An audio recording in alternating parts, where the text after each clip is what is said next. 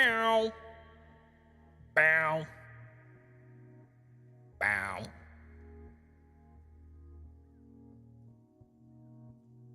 Blip blop. Bloody bloop.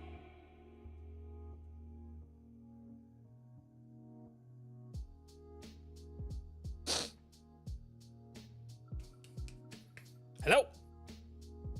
Welcome. Welcome to Worlds Told. My name is Jason, aka Solstice. This channel is dedicated to all the cool stuff in the world. Hold on, Indy's got something to say. Shall I work or shall I sleep?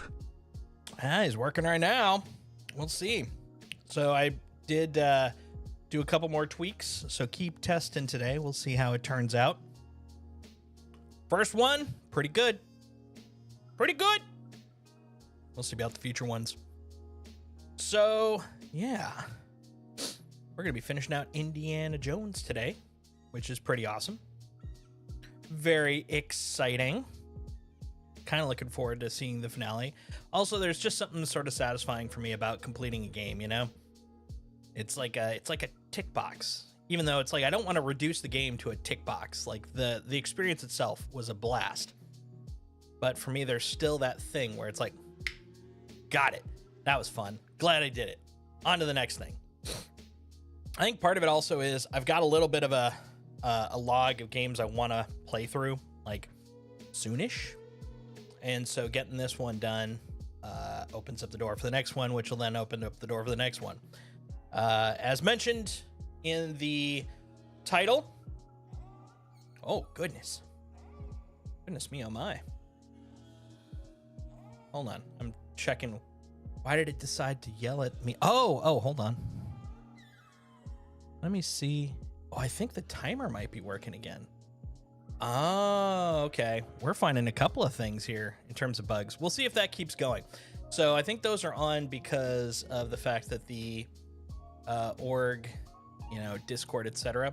There's a timer for them that they're supposed to go off, but they haven't gone off in a long time. So I'm like, okay, I just completely forgot about it. But now that I'm working on the fix for the TTS, it looks like that might also be connected to that right there. We'll see. That's interesting though. Okay. Very interesting. But easily distracted bunny. Let's go back to the topic at hand. The next game after Indy, as mentioned in the title, going to be playing through the new Warframe 1999 content, which I'm pretty excited about. I don't expect it to be very long, probably about a day or two worth of streams, but I want to play through it. I've really kind of, like, when we were doing a lot of Warframe previously, one thing I noticed is from like the new war content on, the game really started clicking. Like it felt like it had a good narrative groove. So I'm very excited about that. Very excited about playing into that. Hoping to maybe get that done by Sunday. So we'll probably be digging into 1999 on Friday. After we finish this, I'll be hopping over to Warframe to kind of warm up because I haven't played it in months. And even then, we only played it for a couple of, like 2-3 months when Pete and I were playing it. So I want to kind of warm back up to it. After that, if 4.0 isn't, in my opinion, stable, because that's really the key indicator here, because stable is a relative thing, but in my opinion, when it's stable, we'll probably be doing a bit of Elite Dangerous. I know Kragon's been playing that a bit. Kind of pulled me into wanting to kind of play it a bit more. I haven't played it in a long time. I actually with my new account just did the demo, which is pretty cool. Or not the demo, the tutorial, the intro. So yeah, I want to kind of warm up on that a little bit too. Probably config the sticks a little bit more. But yeah, we'll probably do a little bit of that. Also, looking at Space Engineers, because Space Engineers is one I'm very excited to just kind of screw around with. That's one that probably won't be heavily invested in because it's not really a narrative game, but it's one where I'm, there's stuff to do. And so we'll probably experience that a little bit, screw around there. It'll be pretty fun. Yeah, that's kind of the short term. Subject to change, you know, something new may pique the interest, etc. and so forth. But for now, that's the plan. That's the plan, man. You know. Warframe's one I could just never dip into. Always did a heck of a lot of I always did a heck of a lot every time I stopped in. Yeah, it's a lot. It's a lot. The only reason I actually got into it was Pizza and I chose that as one of our collab games for about 4 months. So on Sundays we were playing it, and once you get past the hump, it is pretty addictive. But then later on, you start feeling like you're just kind of it becomes transparent. You see the loop. You're just playing the game for the sake of mechanics, and then I lost my interest. But anytime new content comes out, I'm down for it because I really enjoyed the content. Just the question is how long is the content, and then after that it just feels like a loop again. That's fine. It's a good one for dipping in and out, you know. Space Engineers 1, I believe 2 is coming up in early access, and that's part of the reason I want to do Space Engineers. But we're gonna be playing with 1. 1's the one I own. Early access is supposed to be at some point. I've got like 5 games in my mind, so I'm not sure which one I'm thinking of. Either it's in January or it's in I feel like April, but I don't remember which one. But the short is it's not probably gonna be by the time I start my little playthrough. But also I just really want to start with 1. Try it out. See how I feel. I got a dog here. Hold on. What's up? What's up, little man? Ugh.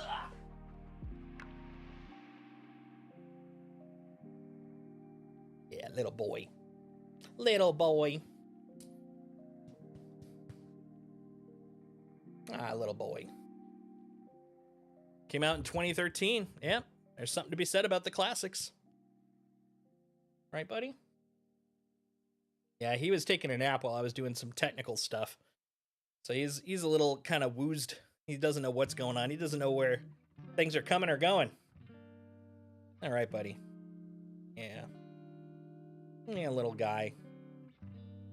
Little sleepy man. Yeah, good boy.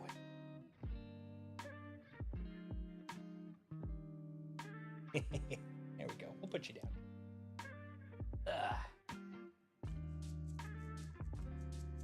Yeah, he always does this little hind leg attention beg, which is always just the cutest thing. But, you know, he always seems to only want to do that just as I start streaming, you know? It could be worse, you know? So, yeah, those are the plans. I've got a few other things I'm working on. Nothing that's really solidified enough to really talk about here yet. But at least in terms of games, you have an idea. You see where it's going. The other thing is, the next, I want to say 4 months, 5 months, 5 months are also gonna probably have a little bit of juxtaposition. We'll see. We'll see what happens.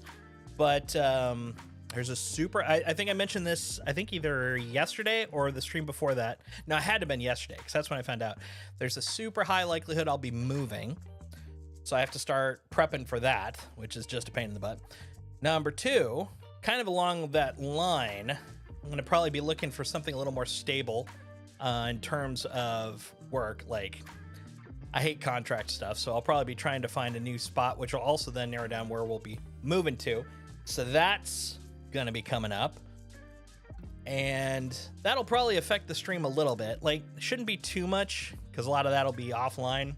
But there will definitely be a point, especially when I do the move, where we'll probably be missing a few streams. So we'll see. We'll see. Gotta ask, what's your can't wait games of 2025? That's a good question. That's a really good question.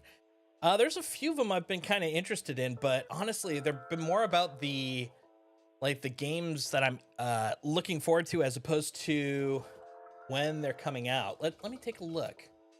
Let's see, games release 2025. Let's see what we got here.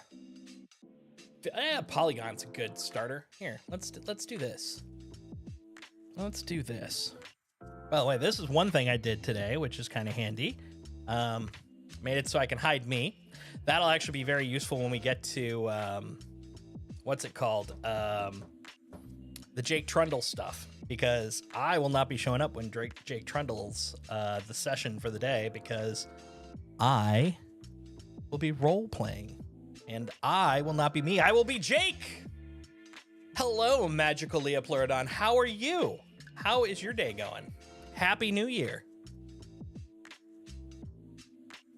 We're going to be doing some Biff Bang Pow pretty soon. We're going to be doing some the final bit of Indiana Jones and the Great Circle. Ooh, thank you. Thank you so much. Excellent. Happy New Year. Aw, much appreciated. Thank you for the sub. Let's see, that is 5 months. 5 whole stinky months. Thank you. Thank you so much. Much appreciated. Hell yeah. Hell yeah. You guys are making my day.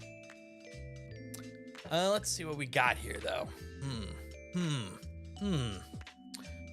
Donkey Kong Country Returns HD. Can't say that's one of them. That's, I never really got into Donkey Kong Country. I think it came, like, the original Donkey Kong Country came out as I was getting too old for most of the Nintendo franchises. And so, like, I think my head got in the way of that one, where it's like Donkey Kong Country could probably be I mean, hell, it's getting remade.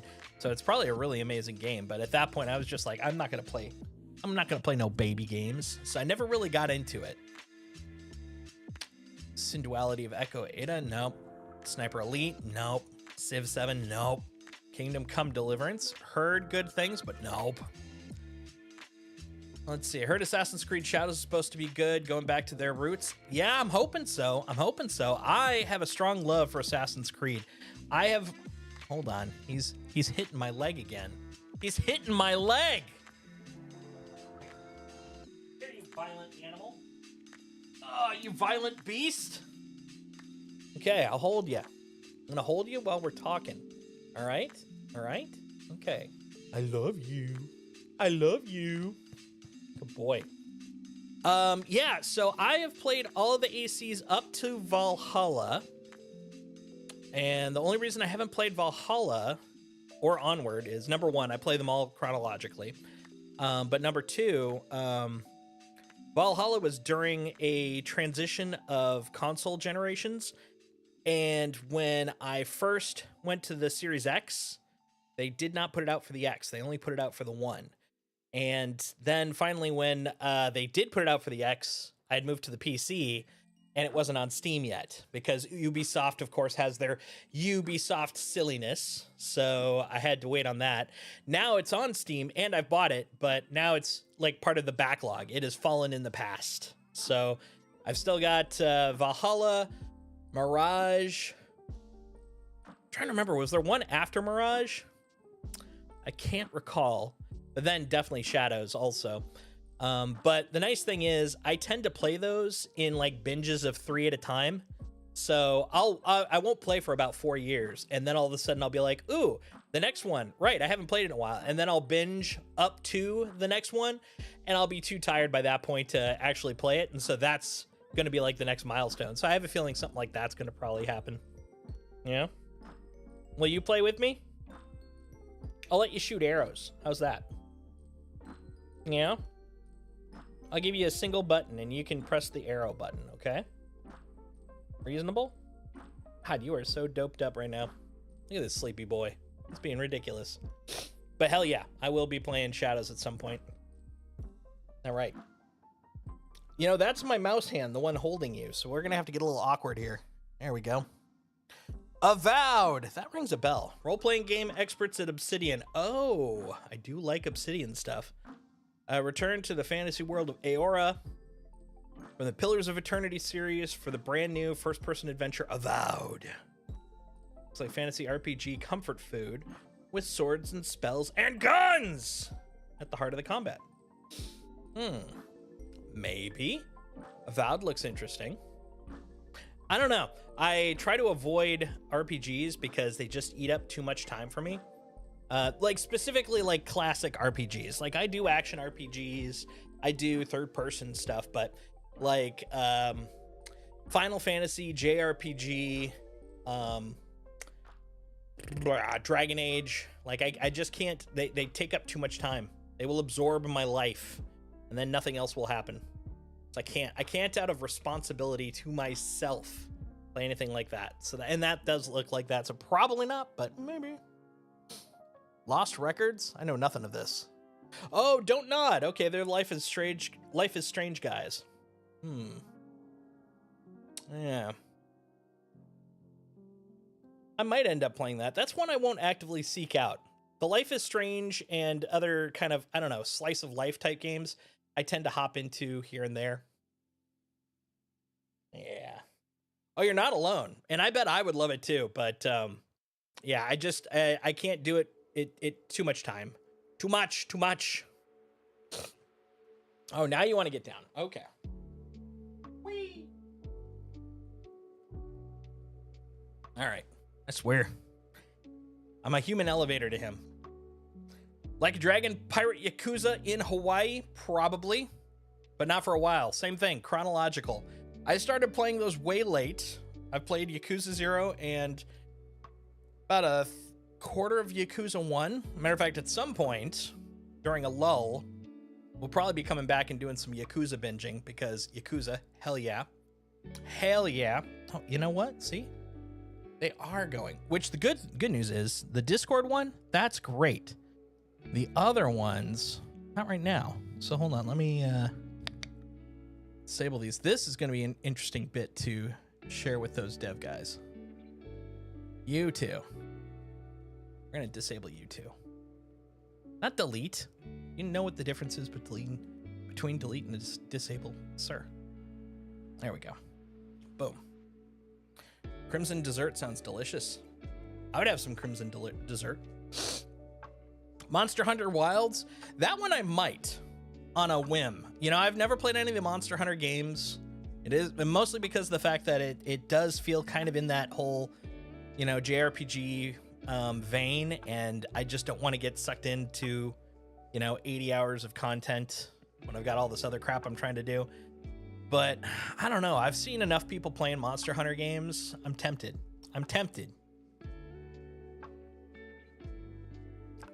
Delicious. Frag Punk. Oh, I remember seeing the this at the Game Awards. Nah, not a PvP guy. Oh yeah, I wouldn't mind a crimson dessert, like maybe, I don't know, like a cherry jello mold or something. Sounds delicious. Let's see, Tales of the Shire, maybe. I mean, it looks like it'd be fun, but it would probably fall into my cozy mode, which is never really something by design. I just sort of fall into like, hey, let's try this out. Atomfall. Don't remember much about Atomfall. Maybe. Inzoi. Football Manager 25. Grand Theft Auto 6. You know? I say desert, not dessert, lol. Delicious, though. Yeah, exactly. Tales from the Shire, I feel like I'm gonna play, but it's gonna be at this point where I'm like, you know what? I need something to scratch that itch, and then I'll get Tales from the Shire. It feels like that's gonna be the way it is for me. Favorite part of Lotro was farming and cooking. That's true. You're not wrong. Dude, crafting in Lotro is probably like just top tier. It was mint stuff. I loved that. GTA 6, I have never actually played all the way through 5. I've played through 4, played through 3, played through San Andreas, Vice City. Never played through 5. I own 5, and I still have yet to fully play through it. I'll probably play through 6, but once again, even though it's not required, they're not dependent on each other, I'll probably at some point want to just finally sit down and play through 5. Borderlands 4, maybe. I have played all the Borderlands games, but I felt with 3 like it was really kind of wearing a little thin at the seams. Like it's a franchise, so of course it needs to be very similar to its predecessor games, but I think the mechanics have kind of they're starting to show their age, and it just feels very repetitive. So it really comes down to what the gameplay looks like when we start seeing more about 4. Because I love the concept. The world is insane, but I need something a little more than I saw in 3. Yeah, it definitely wasn't their finest outing. You're 100% right. Death Stranding 2, never played 1. But the funny thing is, after the pandemic, I kind of have been tempted to go back to play Death Stranding, but haven't done it. On the beach, maybe. We'll see.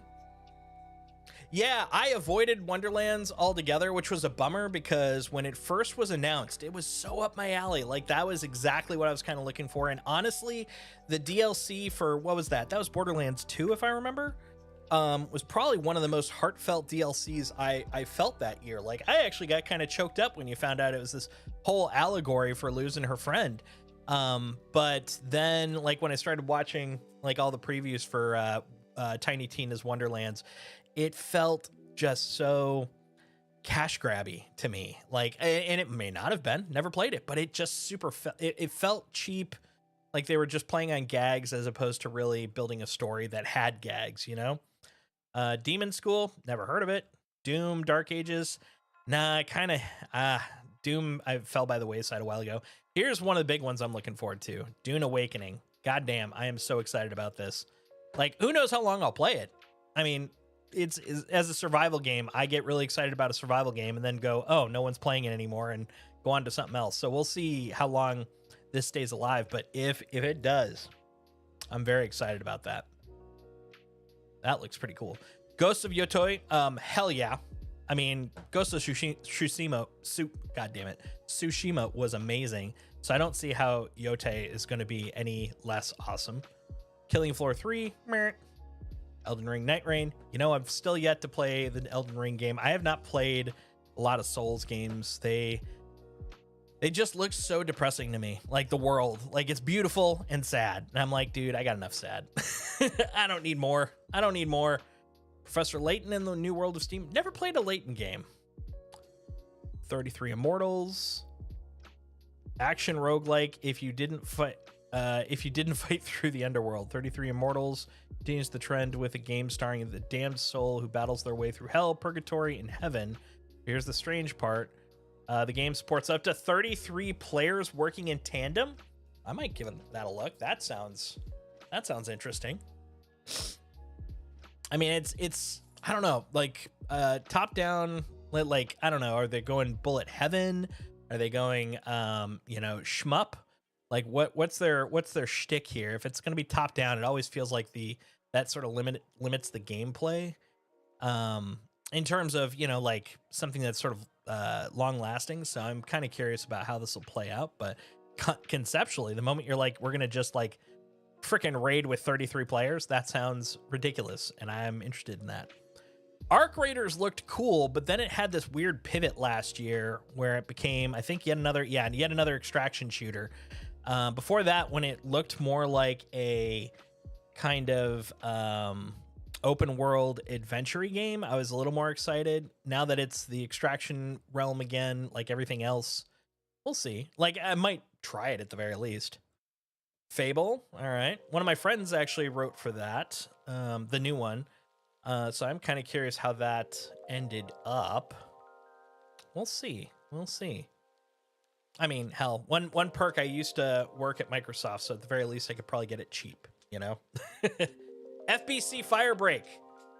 Kind of curious. I mean, it's not usually my cup of tea because it's oh, hold on. Nope, this might be more I thought it was more PvP-ish, but it's cooperative first person. Okay, I'm down because it's all based off of Federal Bureau of Control. It's the same world as Control, Alan Wake 2. It's another Remedy game, or at least Remedy franchise.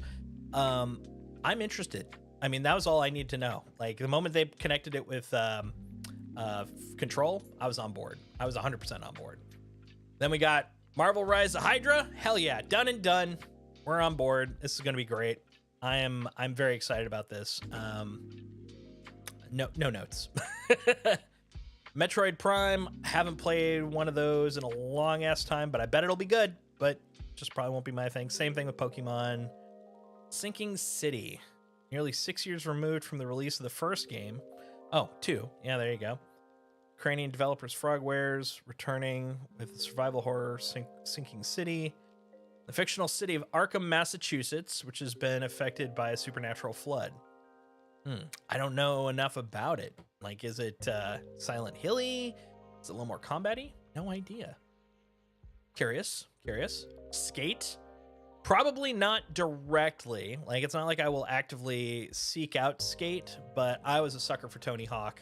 So, and this earlier Skate franchise stuff was pretty damn good. But like that is also a mood game. So it'll depend on what we see coming, but I'm on board.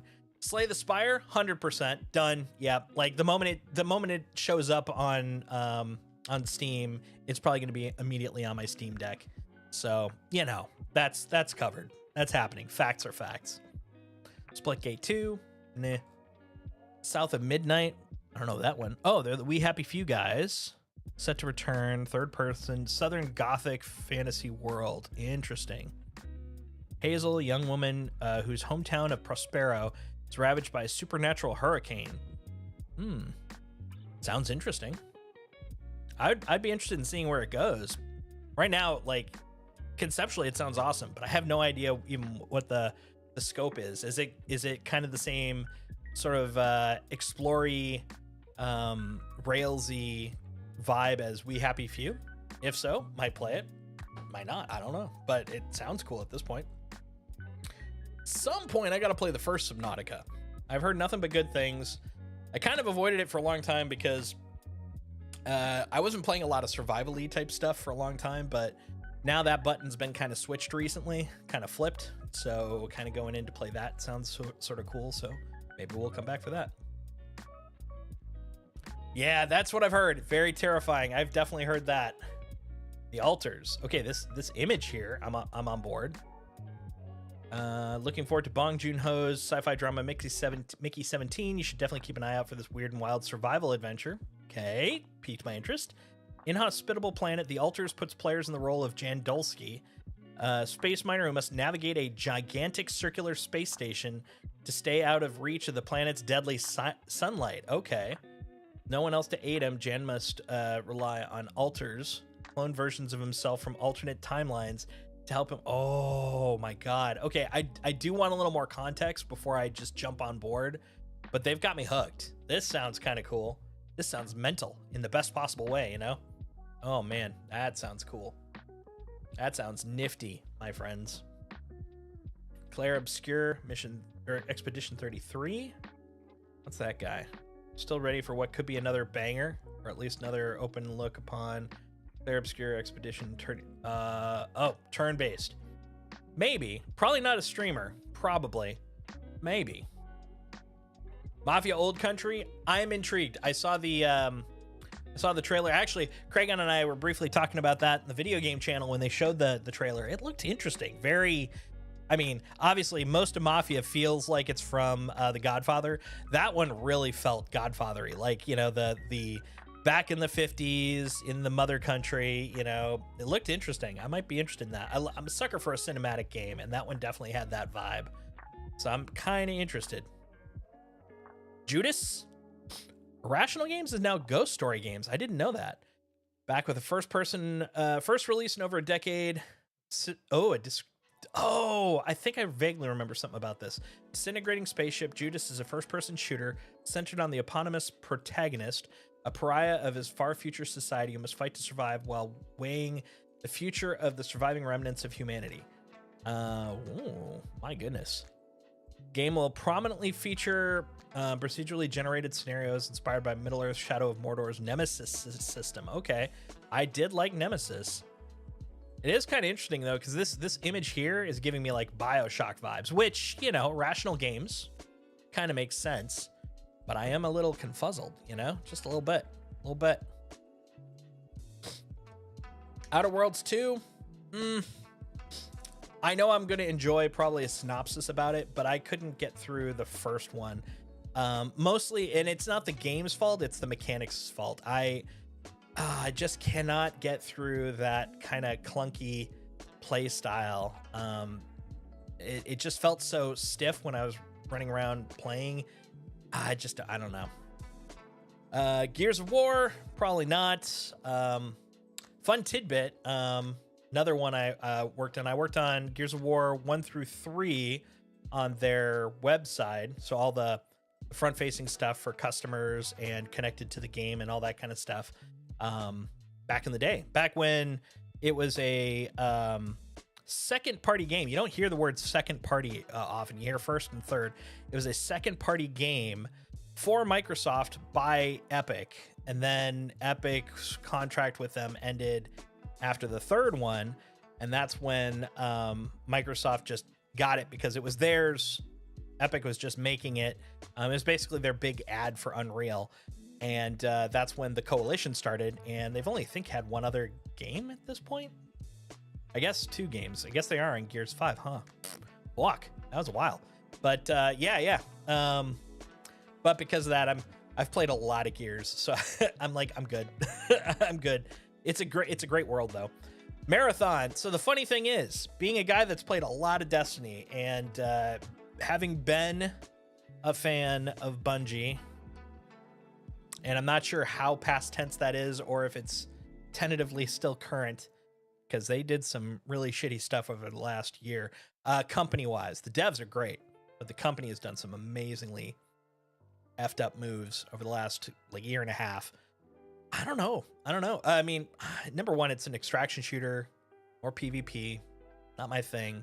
Number two, right now, I'm not very happy with Bungie. They did bad things. So we'll see. We'll see. Could be awesome. But honestly, also the big rumors are that it's probably going to get pushed to 2026 anyways. Terminator Survivors. Alone or co-op. I have a feeling that anytime you have Terminators, it ends up just being kind of just like a horde mode game. So I don't know. Now, if they took Terminator and turned it into something like Alien Isolation, I would be interested. I kind of hope that's what this turns out to be. I don't know enough about it to even say, but if it's more like that, that would be freaking awesome. Because I think a Terminator is terrifying, but hundreds of Terminators is boring. So I really want them to kind of make that potency of a Terminator, feel spooky again, feel terrifying. Deadlock, I've got it. I mean, it's, early access, but I've got it. I've played it a couple of times. It's nice, but yeah, arena, MOBA. It's not my usual thing. Yeah, MOBA inspired elements. Yeah. Ah, yes, Metal Gear Solid. Snake Eater. Meh. I'm good. There were a couple others though. It's funny because I saw your list, Leopleurodon, and I was like, I'll respond about those when I get to those on the list, but I don't recall seeing them on the list. 1 second, let me see if I can find that. Here we go. Paralives? I don't know about Paralives. I've not heard of that. Light No Fire? 100% on board. Very excited about Light No Fire. And Long Dark 2, but that's probably not 2025. Yeah. Maybe because they're going into EA first. Sorry, I lost the context there. Going into EA? Which game? Sorry. Paralives is an indie Sims competitor. Oh, interesting. Okay. Yeah, no info about it forever. 2020. 100%. And that's honestly, truth be told, that's the reason I didn't really look at what's coming up in 2025, because it really, unless they are literally months away, like 3 to 4 months away, it feels like anybody that's trying to lock down dates, and it's not like fans, I'm talking the companies. Any company that's trying to lock down dates, because of the fact that they're realizing that burnout is bad and crunch is bad, we're seeing more and more postponements and pushes, and I'm for it. Like, take what you need to get it done. Don't rush it to, production and shoot yourself in the foot. But because of that, we also end up with this situation where it's like, well, the games of 2025, they might be 2025. They might be 2026, So it's a little tricky to really kind of lock down what are the games I'm looking forward to in 2025. But I mean, it doesn't eliminate the point of the question though, because it is kind of, what are the games that sound like they're close that sound interesting. So yeah, that's kind of, I think, a good list of the ones I'm looking forward to. I think the one I'm most immediately looking forward to, because from what I've heard repeatedly as it's gone, Dune Imperium. I'm just trying to make sure I'm not quoting the board game for Dune Awakening. There we go. Dune Awakening is supposed to be coming by March, and if that's the case, even if it's early access by March, like, I'm looking forward to that. That's gonna be a lot of fun. I want to definitely try that. And Light No Fire, yeah, I agree with you. Like, honestly, I hope Sean Murray. Yeah, Murray. I actually used to work with a guy named Sean Murphy, and so I always intertwine those two names. But yeah, I'm hoping Sean Murray will take his time, be deliberate about what he wants to do with it. Like, we've seen sort of a tech preview of it with the Worlds Part 1 update that they did earlier not this year anymore, earlier last year. That was them actually cross-integrating work they've done for Light No Fire into No Man's Sky. That's why they got that big visual overhaul. And if that's just a taste, it's gonna be breathtaking. But, you know, when it happens, it happens. No rush, no pressure. Take your time, do it right, make it good. Hell yeah. Hell yeah. Look at me, I'm disappeared. I'm not there anymore. I am gone. And now I'm back. It's fun to do. You guys should try becoming invisible. Highly recommend. And I'm gone. And I'm back. Why do I feel like Indy's behind me? He's not. Is he in his bed? He is not. I don't know where he is. That's all right. He has freedom to roam. This is his house too. Doesn't have to stick around. All right, guys and gals. I think it's time for us to beat up some Nazis. What do you guys think? It's always fun to beat up Nazis. Best feeling in the world. Best feeling in the world.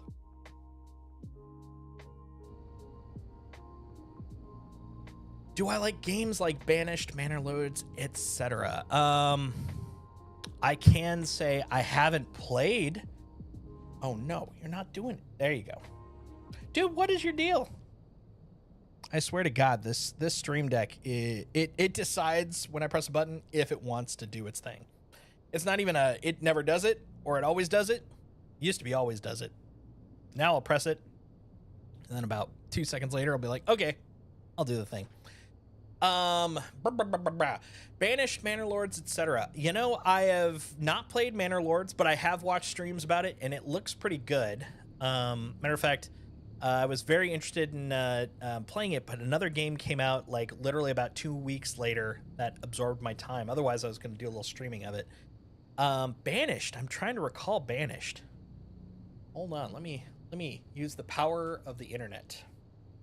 Banished video game. Banished. What happened to it? What happened to game Banished? No one knows. I mean, they might know. City building. Okay. So if you're okay, I see. You're talking like strategy stuff. Like, are you talking like in the realm of cities and such, or is cities too deep into the like the full like building sim? Are you thinking like a little more narrative, or just like the building aspect altogether? Because I can answer both anyways. Narratively, it might be interesting. Started town-esque. Okay, that's fair. I like those types of games if there's a way for me to, as not me as a person, but me as a character, I get to participate. One of my favorite versions of that concept was ActRaiser, which, Jesus, that's like an SNES game. But I loved the fact that, you know, I was this like paragon of, I think it was some goddess, if I remember. Like, I was going around beating the shit out of stuff, and after each level I would be able to kind of level up the city that I was protecting, and you know, like, it was like part city builder, part action game. Like, stuff like that is more my interest. I love building locations, like base building. I love base building. I love like functional like engine building. Part of what I'm kind of excited about with the upcoming base building stuff for Star Citizen. It's also what I really liked about screwing around in Pal World, a little bit in Enshrouded. That kind of stuff gets me. I love the puzzle factor, and I also love like the immersion narratively. But if it's a flat out one like Cities XL, I'd probably pick up and play, but primarily out of an interest in understanding it. Like, ooh, how does this work? How do I feel about this game? And so I'd probably pick up Cities XL and start slapping some stuff down and learning like the mechanics and stuff. But it's not one I'd be like, oh man, you know what? It's a rainy Sunday. Let's sit down and play some Cities XL. It's definitely not a comment on the game's quality, but really more I think what I'm looking for. And I don't know if that makes sense. Long Dark 2 might be up my alley. I think it'll be more build a base co-op style. Interesting. Okay, that sounds pretty cool.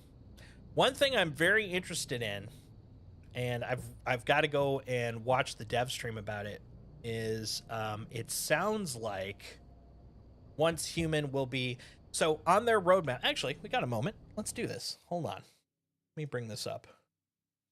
Let me hide this because knowing my luck, something will pop up and I'll be like, I don't want people to see this. What's going on? Let's see. What's it called? Once Human. I said Only Human, didn't I?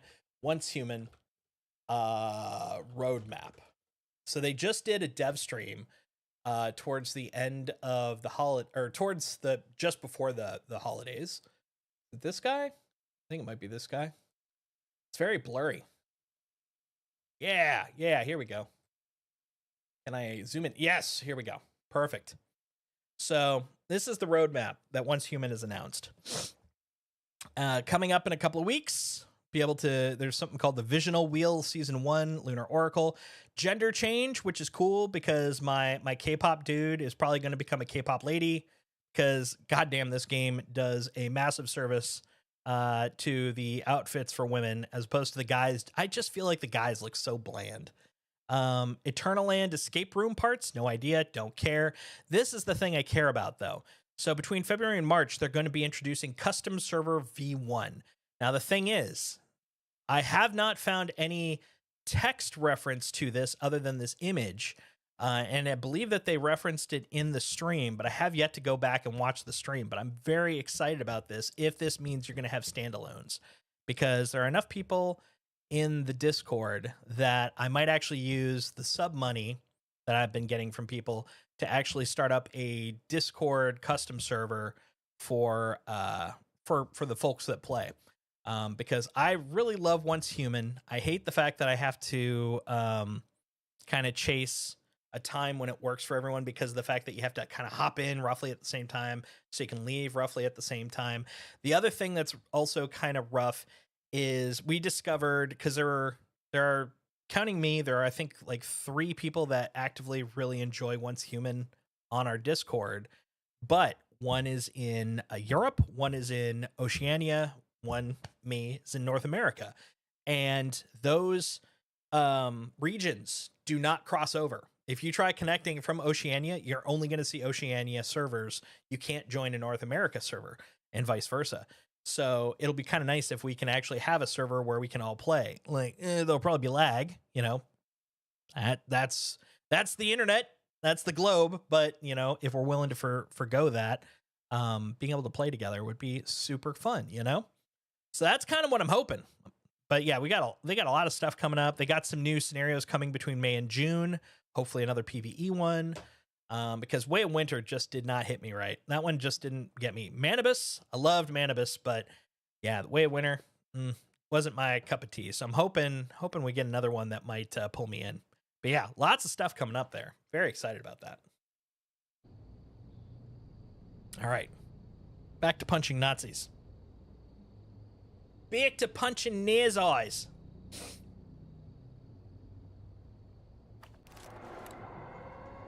I gotta take an important business picture. Hang in there, Gina. Just as we end up with an ad. So I'm gonna wait a moment. So it would suck to just kick off everything while an ad starts. That's just the worst, you know, the worst.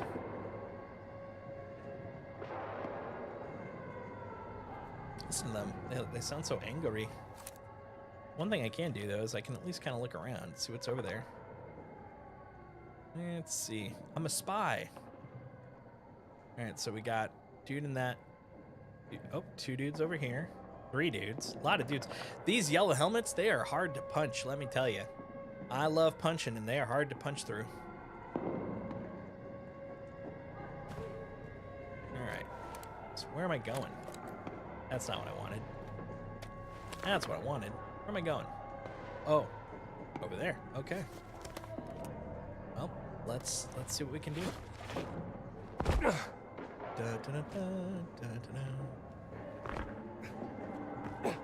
Gonna beat up some near's eyes.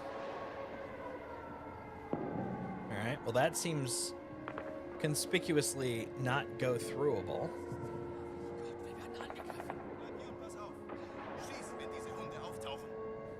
Oh, that's right. So, as we started this little sequence, Tony Todd and the Supergiant Adventure team have started an assault on these guys as a distraction so we can get through.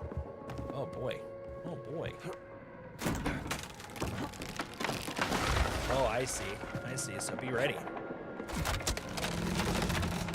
Oof. Okay. Jesus! Jesus! Oops, there's a Nazi. Ja. Sie stürmen den Zikorat. Ich weiß nicht wie viele, aber mindestens ein Dutzend. All right, come on.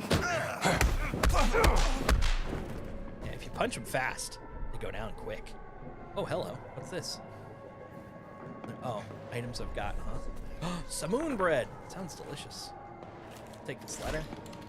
A discovery that will shake the world. Huh. Over here. A map! You know what I need? A map. Hell yeah. Hell yeah. Oh, and bandages. Guess what I need? After attacking snakes and giants, it's been a day. I should probably take one of these. Good for kabonkin. All right, let's take a look at the map, shall we? What do we got? What do we got? Well, looks like they scribbled out a couple of places. They don't exist anymore. Good to know. Okay, be cool, be cool, be cool. It's just me and my hammer. Los! Man braucht uns bei der Zikorat. Zikorat. All right, let's go around the back. Oh, hello.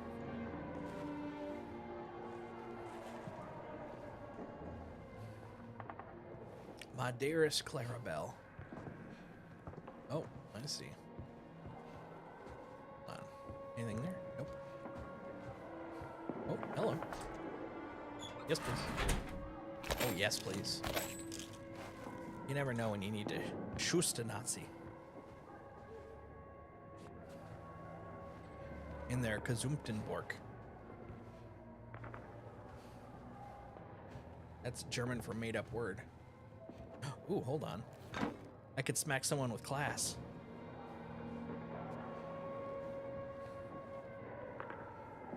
Haven't lived until you beat someone up with a freaking violin.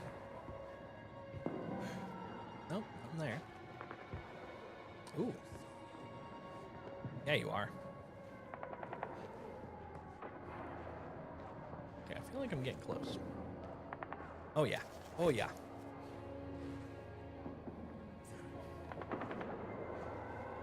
Thank goodness these people are distracted. Oh, oh, oh. Oh. Oh, wait a minute. Wait.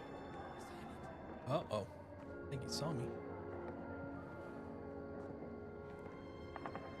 Oh.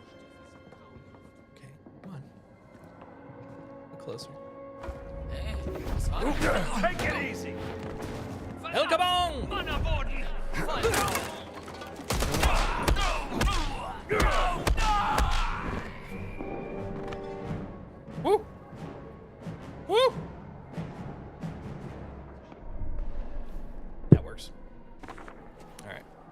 new kabonger. Oh, oh, that'll work. Maybe that one. Yeah, a little more visibility. Okay.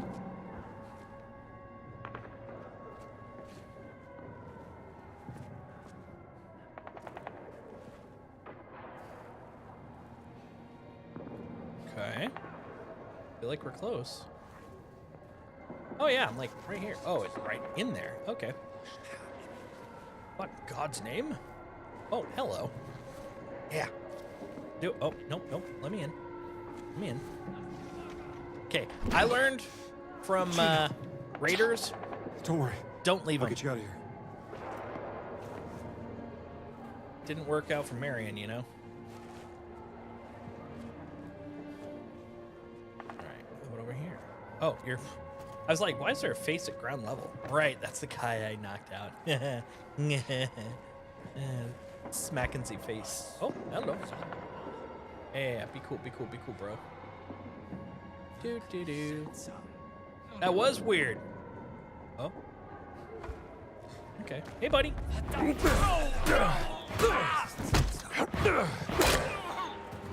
Come on.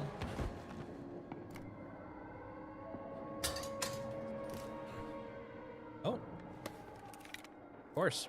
Now's a great time for taking pictures. Oh, thank you.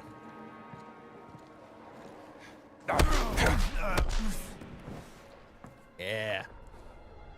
The old 1-2-5.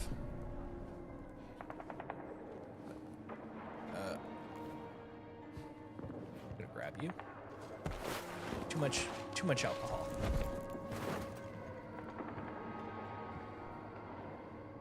You here? Goes eine door. Oh, well, I guess that door ain't closing. That's all right. You know the old saying, when you can't close a door, grab the bullets. Classic phrase. Tale as old as time. All right. Oh, I heard that.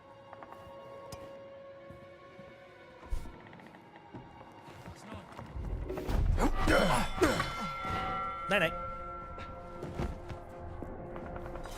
Now I have a whacking button. Sometimes you just need a little whacking button, you know? Oh, hello. I want that key. Hell yeah. Why would they leave that on the table? That's cool.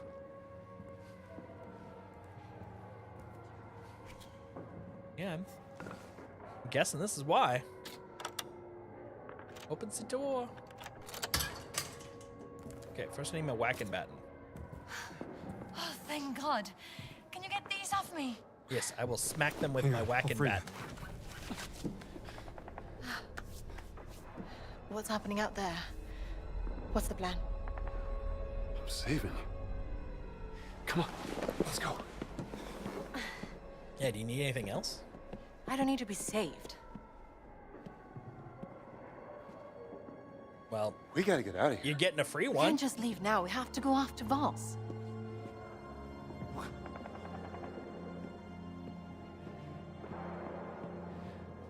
I can't lose you.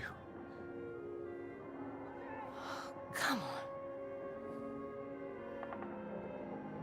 Don't you want to know what this is all about? Of course.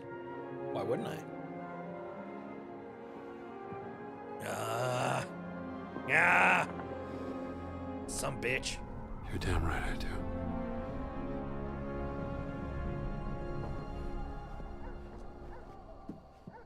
Indy's Shooting conscience stuff. always seems to be external. It's a good thing, right?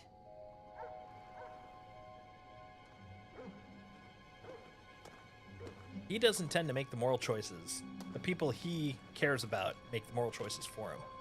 Over there. Yeah. That's gotta be the way inside. Ready when you are. Oh, they're going after the Supergiant Fun Brigade. What's up there? I'm betting on it. It was the Zigguraten. Okay, we're going that way, huh? All right. Hold on, I need a whacking plots. excuse me. Is there a whacking plots over here? Eh, just bottles. Ugh. All right. No whacking plots for me. Damn it, Gina, where'd you go? Wait a minute. Get down or they'll see you. Look, I will do what I want. It is strange, right?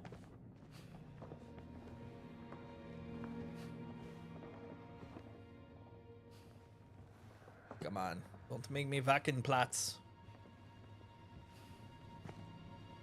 Oh, there we go. Hello.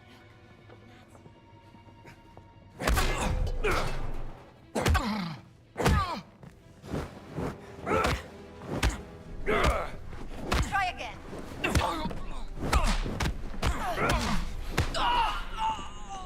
Right in the balls.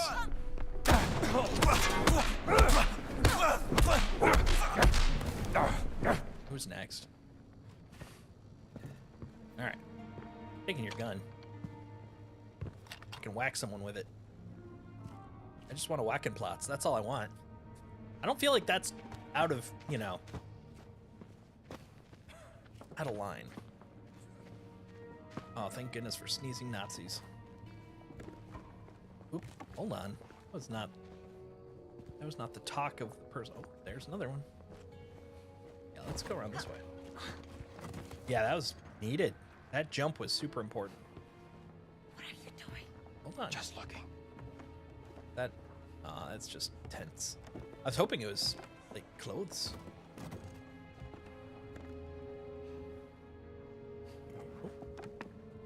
Oh, that's my kind of whacking plots. Yeah, look at this thing. This thing's gonna hit real good, you know?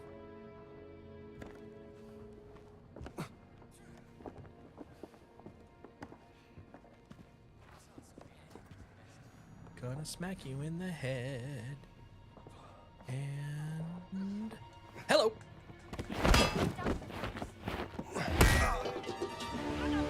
Jetzt hab ich dich fest, Kerl. You found no one. Oh nein, erwischt! Huh. Er ist da! There is something satisfying about whacking them in the plots. I don't even know if that's German. I mean, it sounds German, but I'm just totally making up whacking plots. Ooh, pictures. Quick, Indy, take a picture. It'll last longer. I got enough for one more whack.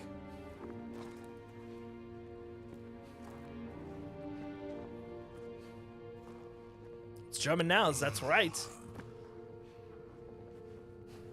Have you ever had a Bullenschmacken? Night night. Sweet dreams, fella. Got your gun, ha.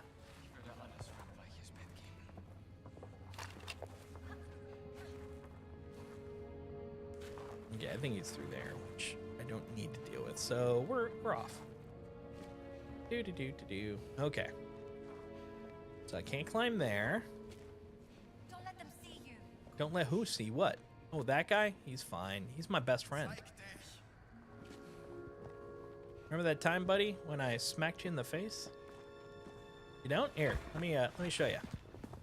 Came over here, and you thought you saw me, but you didn't. So I smacked you really hard. Oh man, it was good times. It was like the best day. And then we went out for ice cream. How are we gonna get out? You think I don't we can know. climb the scaffolding? How about over here? This side looks pretty good. Yeah, look at all that. It's as if they built it for clambering. I'm gonna traversal this so hard. Gina, don't show me up. This is the 40s, and my masculinity is very fragile. Push me up. All right. Push you up? Oh, there we go. Brace yourself. That was a good huck. You alright? Well done.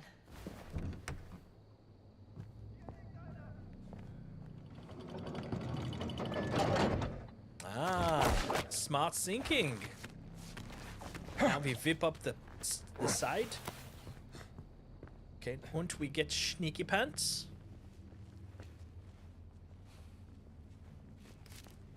Oh, more pictures. Wer? War ist eine Picture? War ist? Come on. Ah! I mean, you look nice, but that is a zoom. Come on, man. I know you're here. Like, is it the whole site?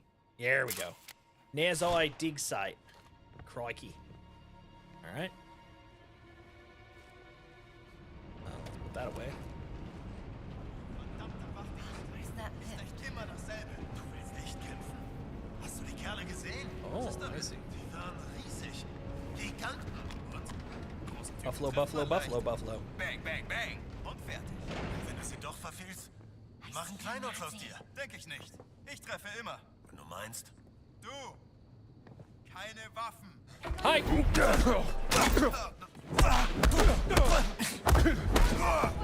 willst aufgeben, oder? Ooh. Ooh. Oh, I see. That's why the dim. Okay, so if I find my Vitora, I wake up again. Okay. I guess I'm so used to either completely succeeding or completely nodding. Alright, I got an idea this time. Immer dasselbe. It's part the same and part not. Kerle gesehen? We'll use this side of the gun. Die waren riesig. Giganten. Und großen Typen trifft man leicht. Bang, bang, bang. Und wenn du sie doch verfehlst. Ah! Feuer! Eindringling! Ich hab ihn! Yeah. That's like way easier. I should try using that side of the gun more often. Boy, it takes a while to load. Indy is not a swift loader. Okay, that's one of... Okay, I guess we're just going to use old school rifles. But, hold on. Look at all those points. It can whack so many people. This baby can carry so many.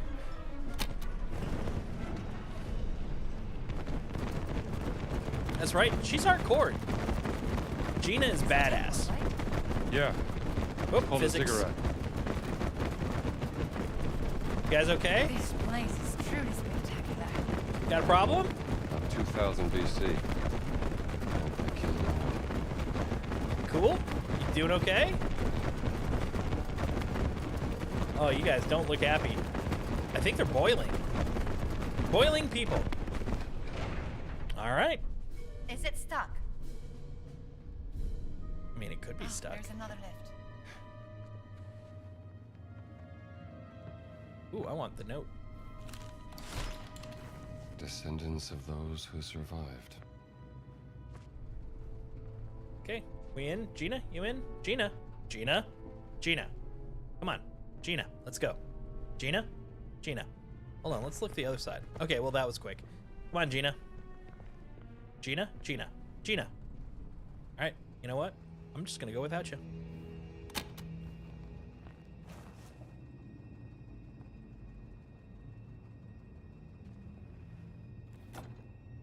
Oh, I see. Imagine that. No power. She knew more about that than I did. Climb all the way down Gina's a there. smart lady. Why? You're not up for it? All right. All right. Well, obviously that's going to be a whip slide, but how do I get to there for the whip slide?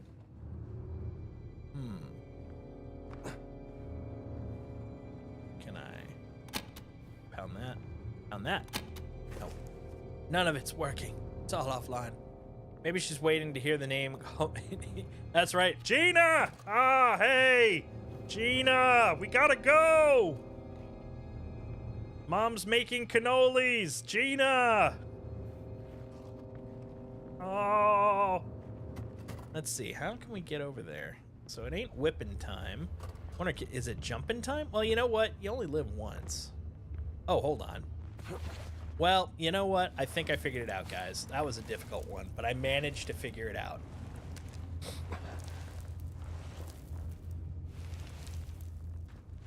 No. Gina.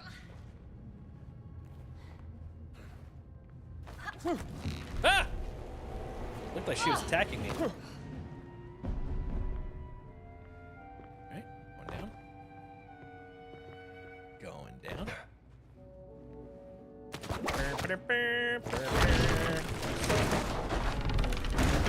I hope no one was Be careful. hearing that. Long way down.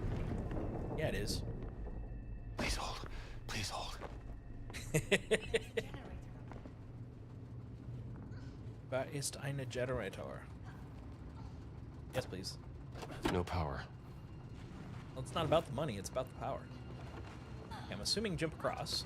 Careful. I got it. Oh, Indy.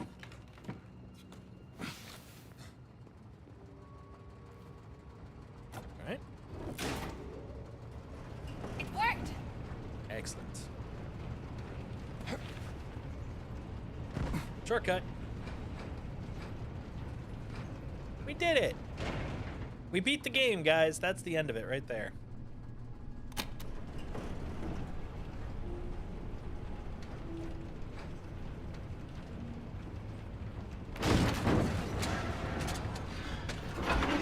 Where am I supposed to go from here? Oh, more down? Things blocking the lift. I'll see what it is. Dun, dun, dun, dun, dun, dun, dun. Nothing like a little casual puzzle solving. Casually solved a puzzle.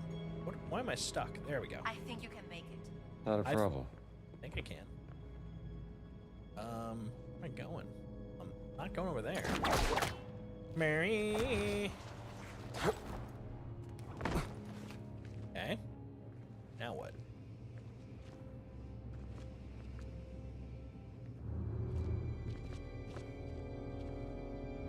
Ah, down there.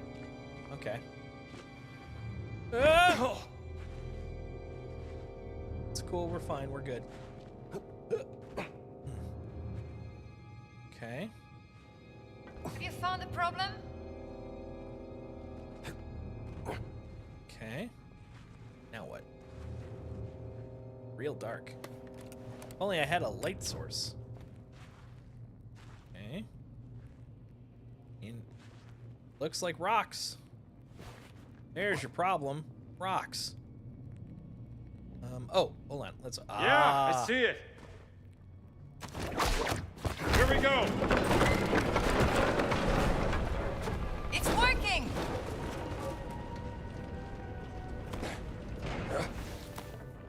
I'm here. Welcome to Werner Herzog's Casually Solves a Puzzle.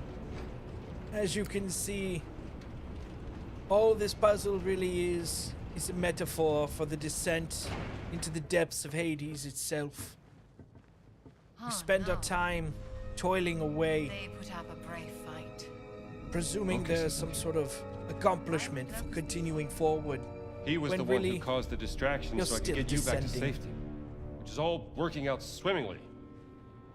What? You guys are friends now? No, we're not. Yeah, I guess we are. We're buds. We're cool bros, man. Tony, Todd, and me. It's like, man, Indy and the Candyman are just like the best of buds. Now let's see what we got here. Well, this is very, like, vague. Look at all this. Okay, I see. I see you. The futility of life continues Look as at we this press gate. forward. Give me a hand here. I will help. I'm just your helper. I'm the field assistant. Field Assistant Jones.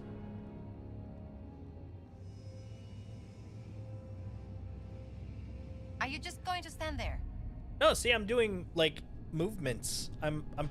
I assume I'm actually just faking it. Hold on, let me actually press buttons. There we go.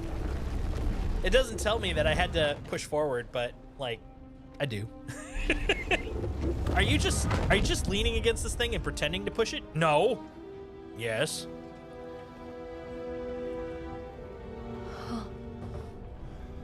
Madre mia. Ooh. I could do without the Is that what I think it is? swastika motif, but It's Noah's Ark. I thought that It's was in real? Alabama.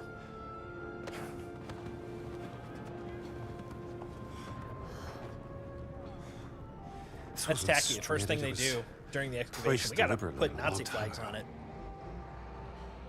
What does Noah's Ark have to do with the stones? I don't know Great yet. Flood? But we need to find them before Voss figures it out. What if he already knows? He's a smart guy. He just happens to also be a horrible Nazi asshole. That tent. Looks like that's the only way into the Ark. Now, The classic Ark tent. wait. What? If we're both caught, Voss gets the stones. I'll go down, find a safe way through. You stay here. No, I want to come with stay you. No, then here she'll get with the captured, and stones then he'll until have I the come back. stones, because game mechanics. Okay. What if you don't come back? Dude, I've got like 3 more We'll have movies one to hell of go. a story to tell. I don't think you have to worry about me coming back. I've got movies to spare. We haven't even gotten to the 50s.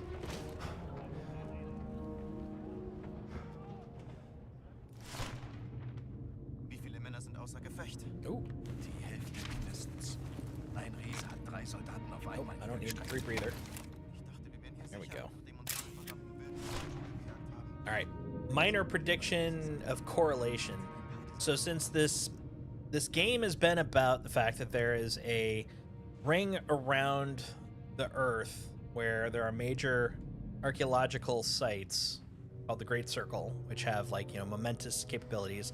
There are stones in each of them that have cool ass powers. They also brought up the whole Tower of Babel and the splitting of languages, and now we've got this. I have a feeling somehow, this is my guess, that in terms of the lore, this is going to be about the biblical flood, which also then is kind of the human diaspora, metaphorically, because now we weren't all living in one spot since we flooded the world. That's the splitting of languages. However, that diaspora is what allowed us to create the ring.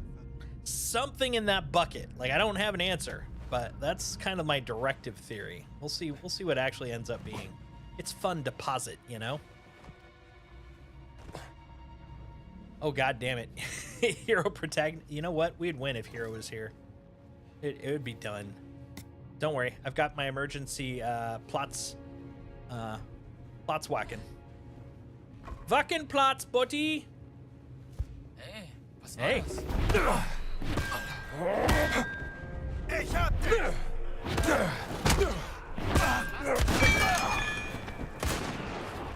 Willst du zu deiner Mama? Oh nein! Uh-oh, that's not good. Da! Hättest jemand treffen können!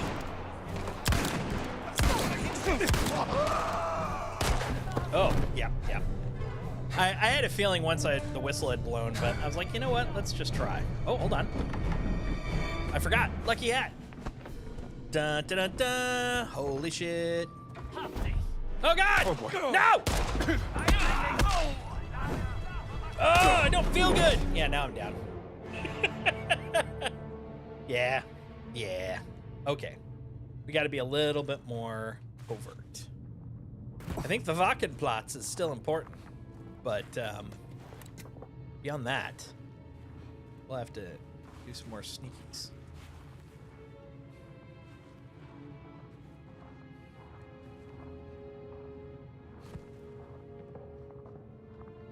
Let's see. One over there. One there. One there. One there. Das ist so nervig hier. Okay. Are you gonna just swap spots? Oh, hold on. Oh, shit. Hallo? Uh-oh.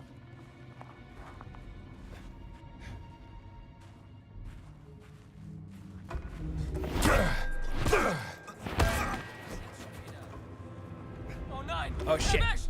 Ich seh dich! Was machst du da? Oh, here we go. Zu schnell! Out of my way. Du bist mir unterlegen! Oh, it's really dark, so I don't even know where I'm running. Eindringling! Oh, shit. Ah! Oh, my hat! I need my hat! Feuer frei! Just to get shot again. Ah! Serpentine! Serpentine! Oh, I'll take that. That pearls before swine. Whoop. Ah! Okay, okay. Yeah, yeah. Okay. Let's see if there's another way around. Okay, not there. This is Valley Docks. This is a dock game. Oh, hello. Oh, bottle. That can help.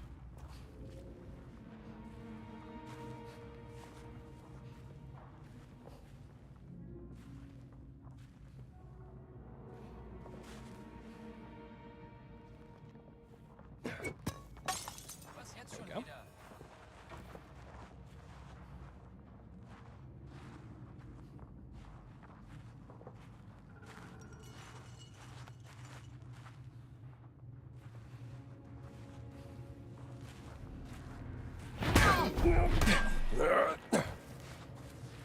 Einer verloren! Mist!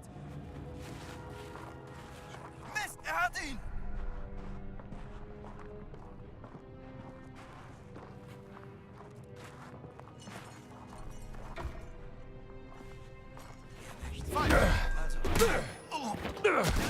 Oh, what the? Oh, he brought a friend. Ah, shit. You know what? Screw you. Whee! That'll learn him. God, this is such a dim area. Hold on. Let's see if I can brighten up the world a little bit, because it is really hard to see in here. Brightness. There we go.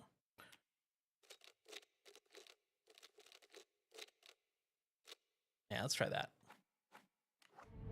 Oh, yeah, that's better. That's better. I'm not here to take pictures.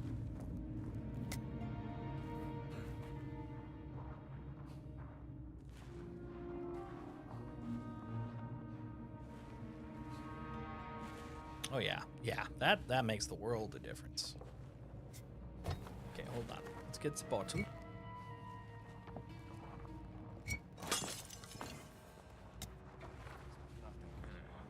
Komisch. Nichts.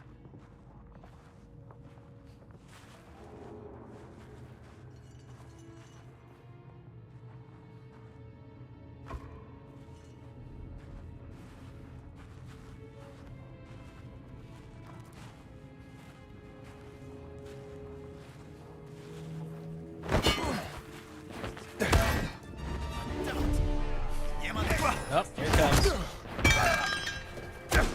Ow. Willst du zu deiner Mama? Yep. Er ist hier! Ich werde dich zerfärben! Do it. Do it.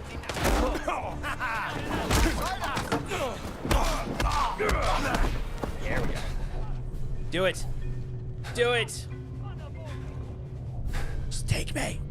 Destroy me. Yeah, we got to see if there's another way to do this, because, yeah, the moment one goes off, usually they're not so tightly put together, but I think that's kind of the whole point. We're at the end, right? It'd be funny if you could set the timer on the camera to go off right as you punch the guy. That would be pretty great.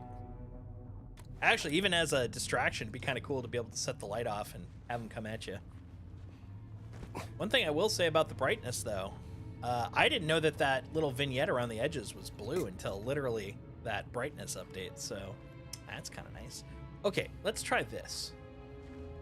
What if we ignore that guy, because his back is to us? Okay, gotcha.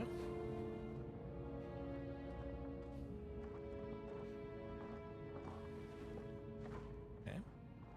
Yeah, I know you saw me. Ich hab vergessen, den Brief abzuschicken. He totally forgot to post the letter. It's classic him, you know?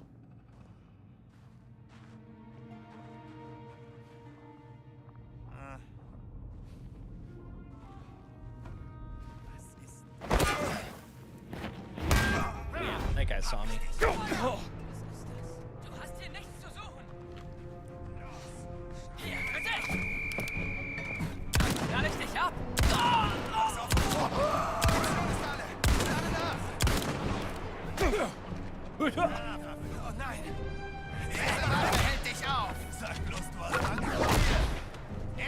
dich im Visier. Ow! Hey, ich muss nachladen. Yeah. Man, okay.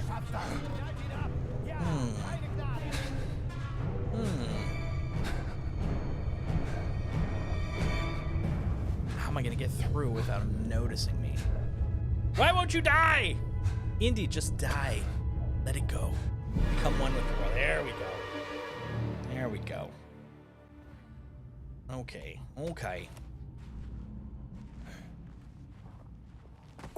This game is usually pretty mechanics oriented, so what am I missing? There's usually another way out, so I can't run that.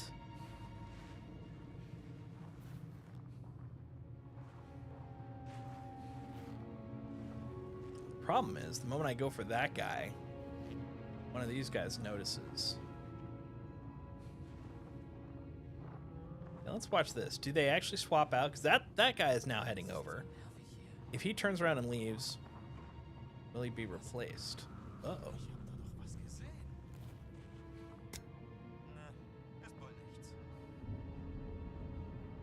Come on, brother. Gots to go.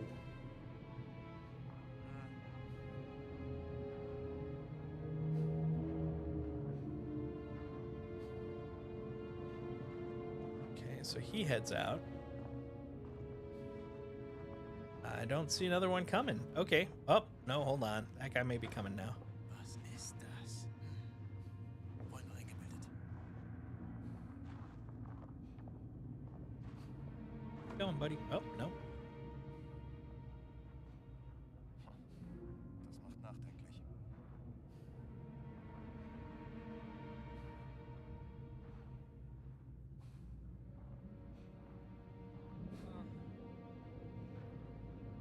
So then when that guy leaves, is that guy just going to head back?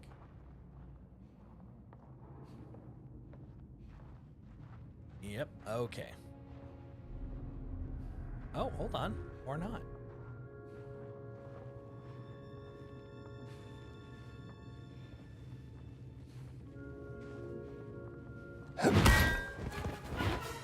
Down you go, pal. Okay. Okay. Step one.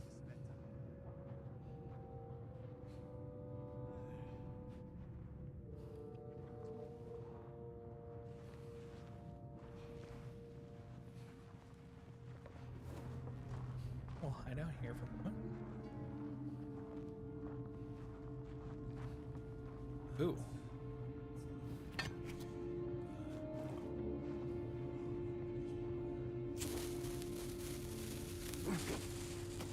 Knallt ihn ab!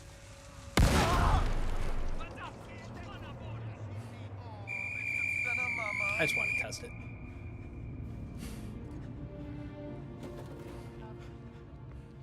Hast ja nicht. Yeah. Yeah, I had a feeling. But now I know.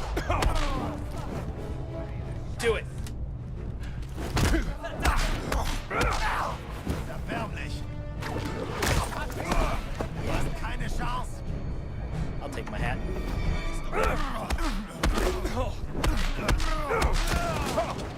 The shotgun guys are the worst. There we go. Just let me sleep. Sleep eternally. Okay. So now we've got at least a way, a plan, a route. And unfortunately, unsurprisingly, the dynamite does arouse attention. I was really hoping that it would be more of a distraction thing. So they'd be like, oh, let's go look over here, as opposed to now we're all on fucking alert and we're searching the area.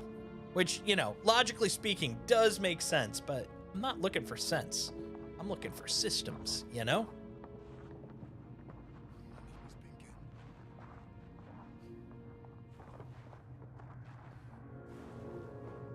Those footsteps, man, they always kind of creep me out.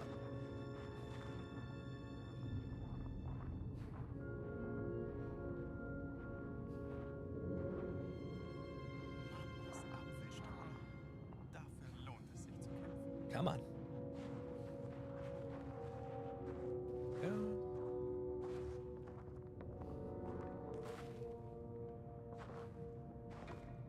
Yeah. Okay, that's fine. One more and he should be out of there. That may be just the key, which wouldn't surprise me. It's just be patient, you dummy. Give me your thing. Hold on. Oh, look at this. There we go.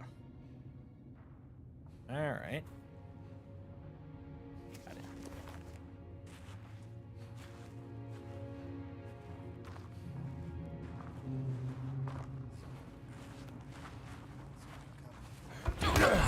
Nope.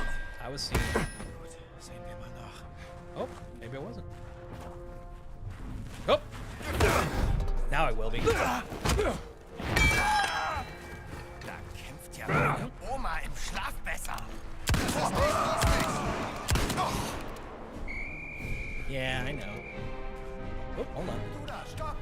Give me that! There we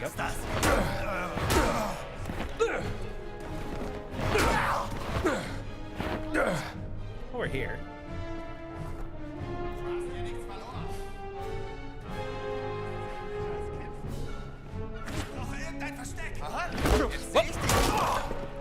Ha! Ich krieg dich! Ow! Da! Ich seh dich! Eindringling! Pass auf, wo du hinschießt! Oh!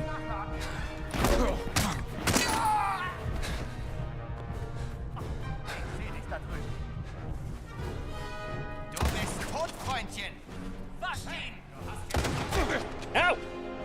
Oh shit, both directions! Oh, fuck off! Oh! Was machst du da? Der Baronos weicht nicht! Man.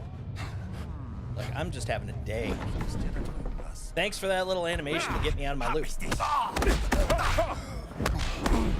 Ah! Ah! Good lord. Okay. Man, this one's tight.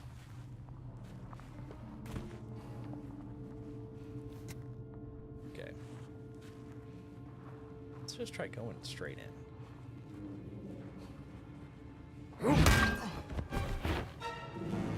Down you go, pal. Okay.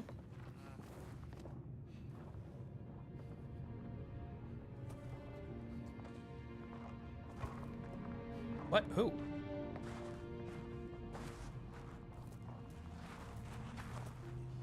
John Cena, motherfucker. You can't see me.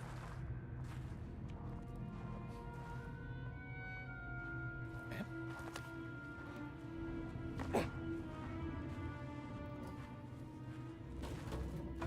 Was ist hier los? Nothing. War wohl nichts. Damn straight, it's nothing.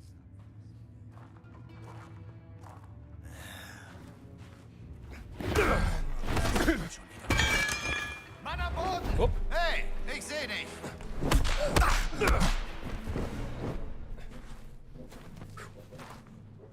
Take your stick. Okay, doing better. Ironically, a little more aggressive in the front, and a little less aggressive in the back.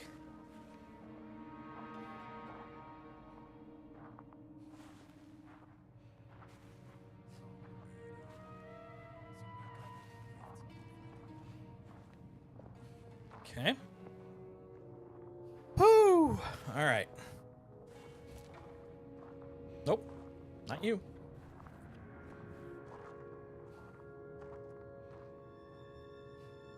Hello? Dieses Wetter.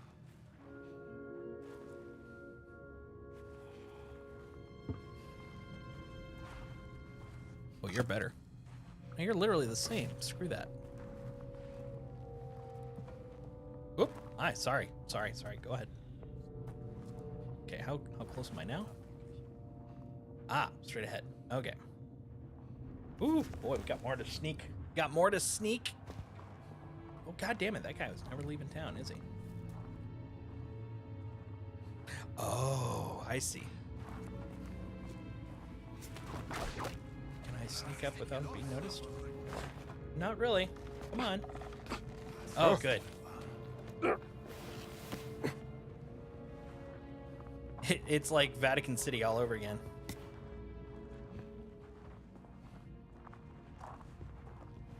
Okay, so I got 3 hammers. Okay, okay. That guy, I feel like, is probably not going to leave, so I may just have to huck hammers at him. Fortunately, they don't seem to like to come upstairs. Like, they just like being angry where they are. Can't be bothered with, you know, climbing shit. Okay, let's see. So he's going there. Let's see how close I am. Okay, straight through this rock. Right over there. Okay.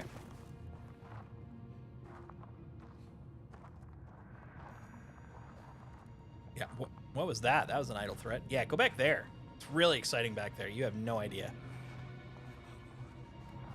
Okay. Ah, well, now I know where those 2 came from.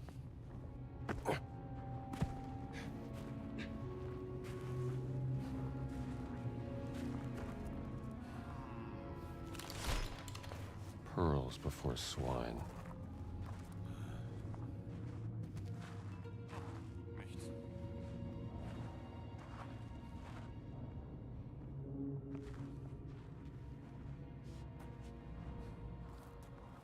Come on, bulky boy.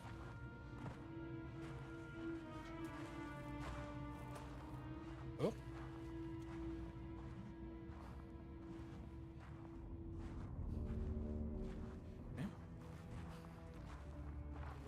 Okay.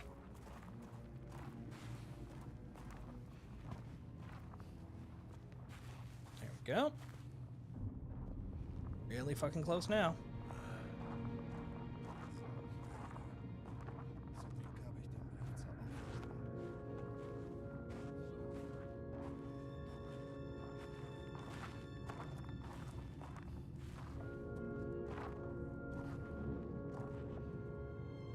See any feet. Okay, I'm going for it. This feels like a trigger. Yeah, I was gonna say. That felt very triggery since it didn't have an open door. Uh-oh. No! Tony Todd! I'm gonna get you out of this, pal.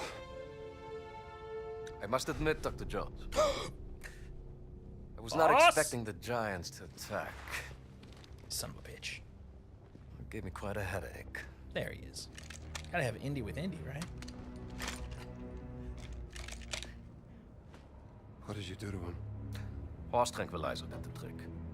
Yeah, it makes sense. Are you not impressed?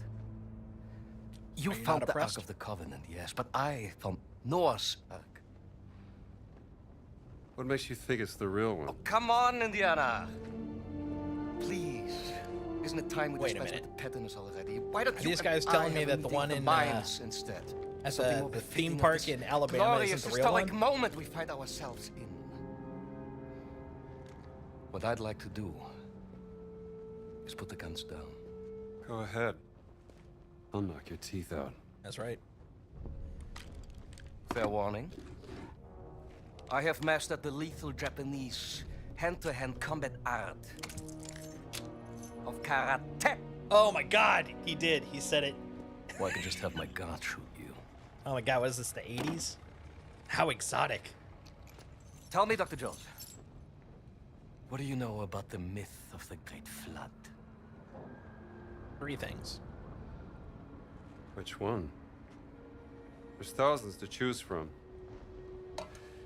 You have the classic from the Hebrew Bible, the Sumerian creation myth, the Great Flood of the Chinese Ganyu, the Blood Deluge of Ymir, and of course there's the numerous Greek myths. While the names of the survivors change, Noah, Pir and Deucalion. They all point to the same real event. I will tell you everything I know. And after, we'll have ample time to knock each other's teeth out. There we go. Lots Yeah. have happened since the dawn of time. Exposition party. Him and me. Let's go. They're just stories. Well, every good story is true in one way or another. And I know one you haven't heard of. Oh? Please come. Come. There's something about his character design that out of all the guys that we deal with, Voss feels like the most CG-ish of them all. Like, he feels like a cartoon character in terms of character design. From an excavation in North Africa. I think it's the hair, the slick back hair, just and the It smile. details the story of the flood myth. It's and to its connection 110%. To the Great Circle. The Metatron. The Voice voice of of God. Alan Rickman. Was sent down to instruct a mortal man, let's call him Noah, It to is build very a creepy giant dolly. vessel. The Ark. It's an arc. The angel gave Noah 17 stones, all imbued with the power to fold the earth. It's like folding in the cheese. 17 stones, 17 words. Each stone connected to one of the locations of the Great Circle. Oh, okay. So it's not a power, Noah it's a used the destination. stones to gather animals from around the world, and then, after the flood was over, to repopulate the earth. It's actually kind of a cool idea. Yet the stones were left hidden at each of the Great Circle sites under the protection of this ghastly race of giants. Racist. Nephilim. Yes. Some legends blamed the flood on them, so they needed redemption. But over time, the stones were lost, stolen, forgotten. So the giants formed an alliance with the Vatican to seek out and find the stones again. See, they're totally the Infinity Stones, man. To keep them for men like us. I want to see the Infinity Gauntlet with all 17 Infinity Stones. Men like you.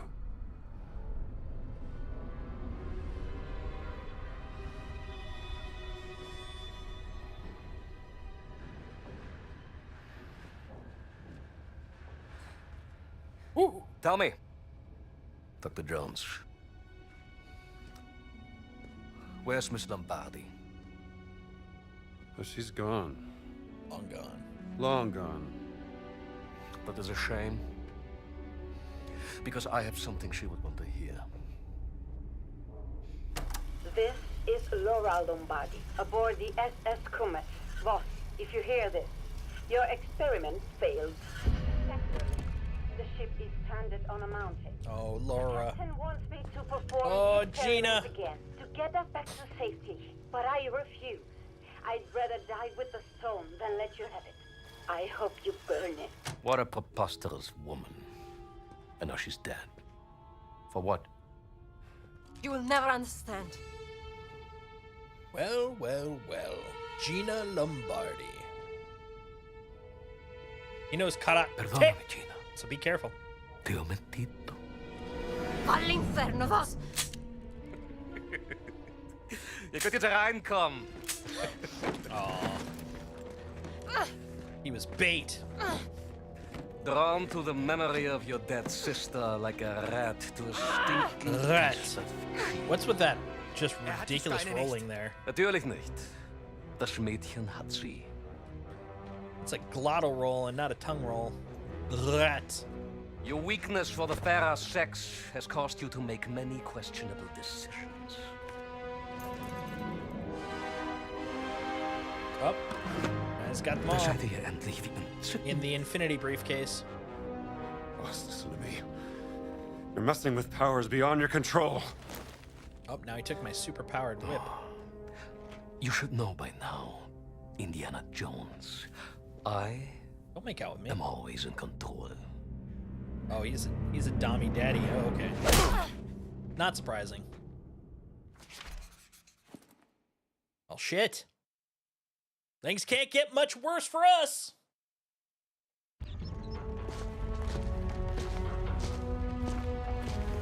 What? I want to go on the ark. Why are we out here?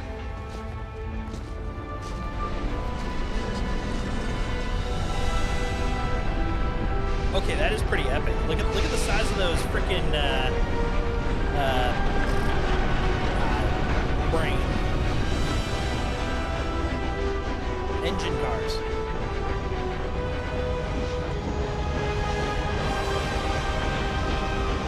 That's some good scale. That's some Star Citizen scale right there. Lake Hamar. Oh, and it still floats. I gotta say, man, that thing could definitely hold a bunch of animals. That's fair. Gina. Pardon me for interrupting you two little turtle-täubchen. But pay attention, Dr. Turtle Jones. doves? Maybe? You are about to witness history being made.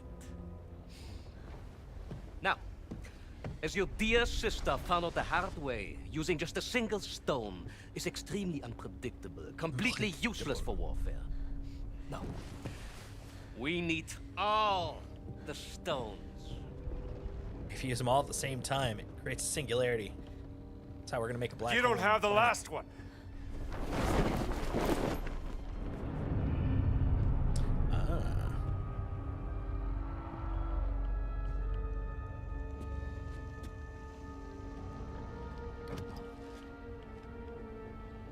Inserting the stones into the wheel of the Ark and speaking the words in their correct order will grant me the power to travel to any location I want in an instant. Oh, he just wanted a tour boat. The gift from God given unto Noah, and now given unto me. I like that there's a up on top. You can see where they came from the too. mighty German Wehrmacht. A panzer division appearing out of nowhere in the middle of Times Square, Washington, D.C. Yeah, that wouldn't be good. In front of your university. That'd be Your rude. friends, your family, your entire nation would be groveling before our feet within a single day. Single day. When you write about this, Miss Lombardi, remember Emmerich Voss with 2 M's and 2 S's, like SS. So she's gonna live.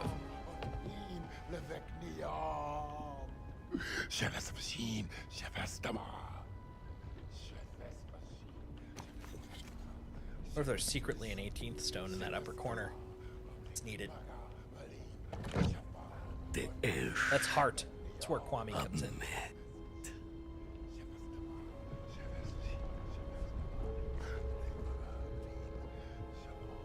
Oh, yeah,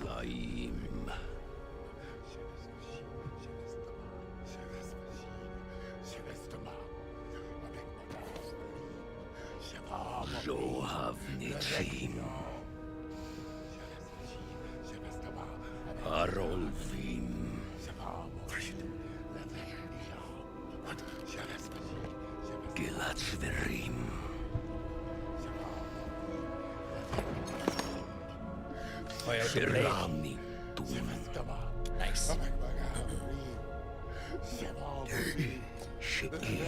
Careful. Yeah.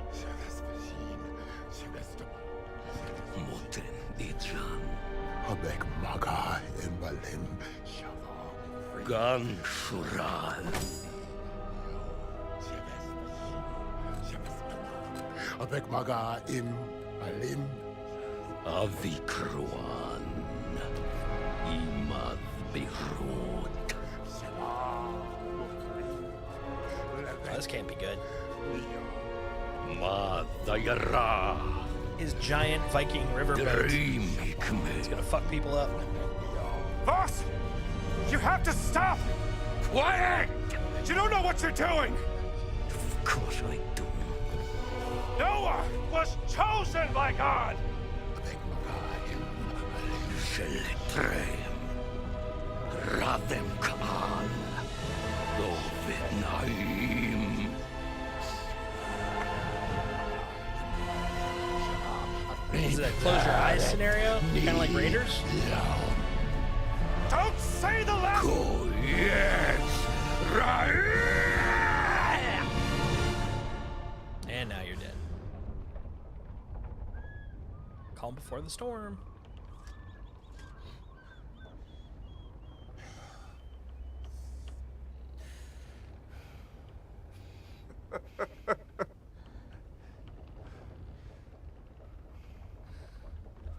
Why are you laughing? Translation error? What did you think would happen? That's something really cool. Oh, here comes some flooding.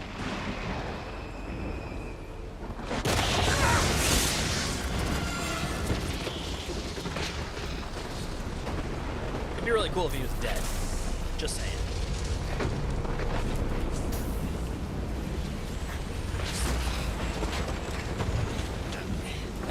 So much for that. Oh, his hair got mussed.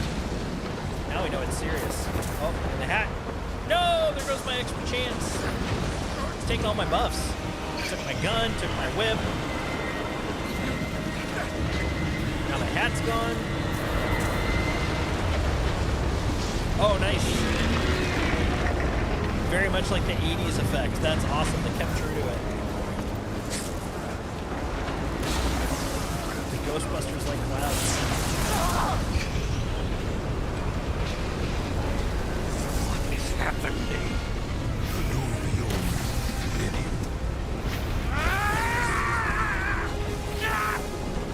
Oh, he's got a whole handle going now. Do Lucas first.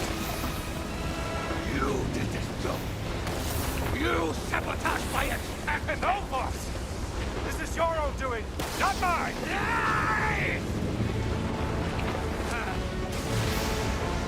Everything was perfect. I'm going to kill you all.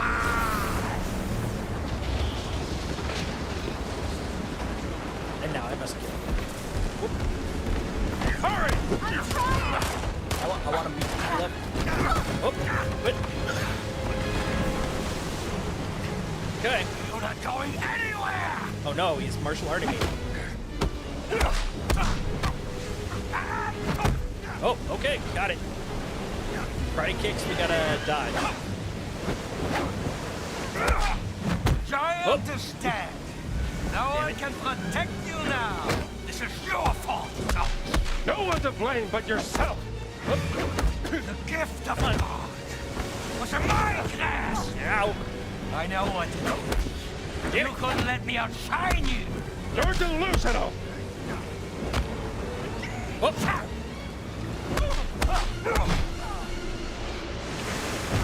Who is delusional here, huh? You chased me around the world. Hey, that's my whip. Give me my whip back. You're a Nazi. Of course I'm gonna stop you.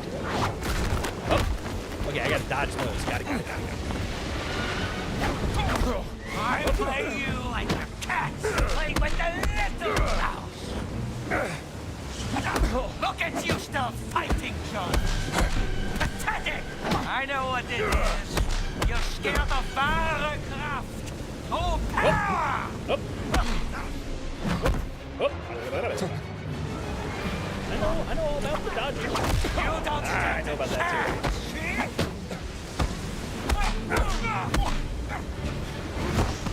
Okay. Ow! My head! See how he kicked me in the head? Rude as hell.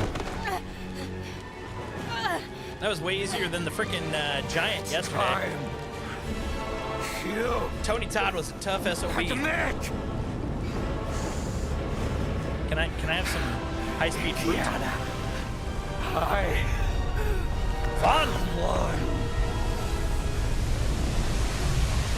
Oh boy.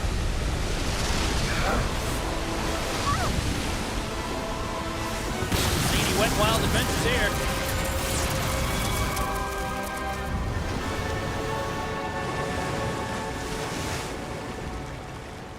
Man, I don't have my hat. Ain't got my whip. I wonder if I have my fruit. I need my fruit.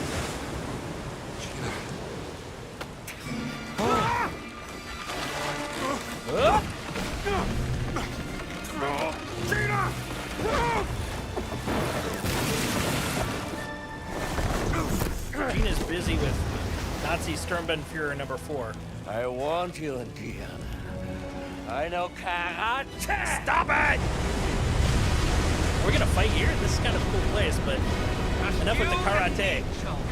At the end of the I can take you on.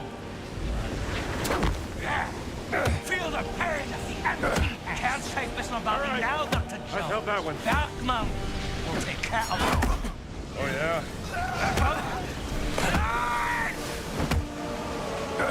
don't know what I'm doing here. Hang on! Ow! Unlucky head. Stop it with the kicking!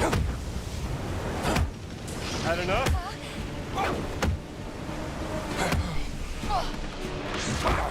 Nope. Yes. Are you ready? A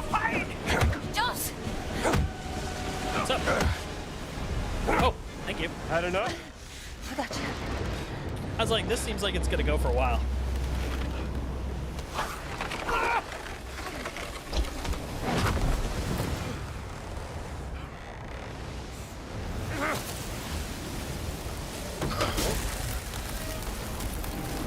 Yeah, Locust.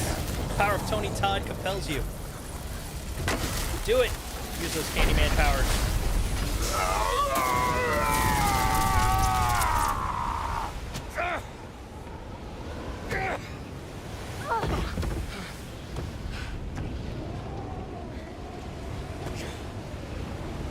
Kick him in the face. Big old tidal wave.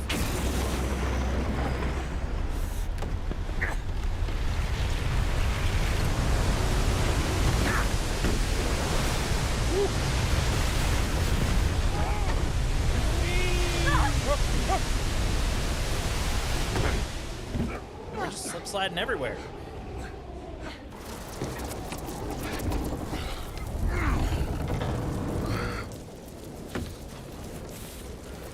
Get away from there! Move!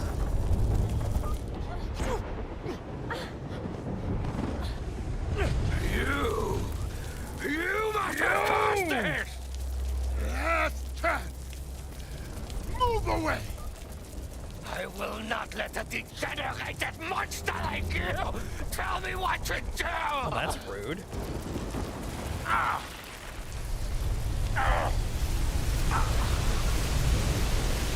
Don't they look like really weird dominoes? Adamic is kind of cool looking. This is my... Dude, look at him now. He's looking crazy. This is my... Time to get zapped, buddy. Yeah. Comeuppance is the best.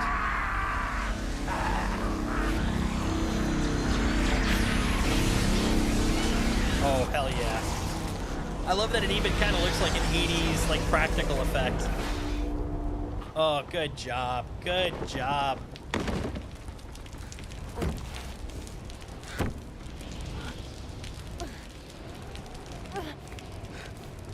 Oh, Indy, you're just having a bunch of bad days. Indiana Jones! Focus! Off boat! Now! Don't have to tell me twice. Jump!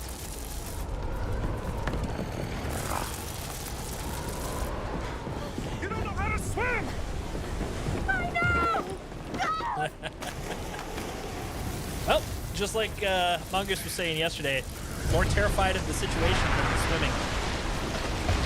Oh, Stargate's opening.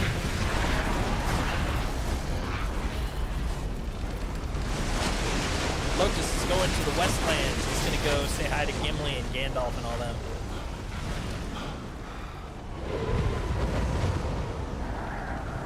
Oh, that's a cool effect too. They did such a great job with like everything feels so of the era. It feels like it's just 80s effects, practical, the special effects. The photorealistic stuff feels like it's appropriate because it's, you know, props, etc. And all the stuff that has this kind of like simplified, miniaturized version feel to it to make it look like it's a physical prop for an SFX type thing. It's crazy. I'm loving this. Good attention to detail. Do you think he survived? I honestly have no idea. Maybe he did. I don't know.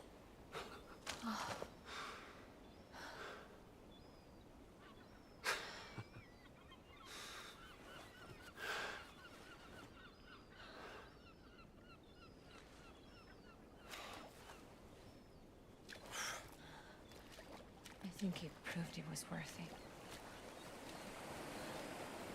Yay! I was hoping at least the hat would show up.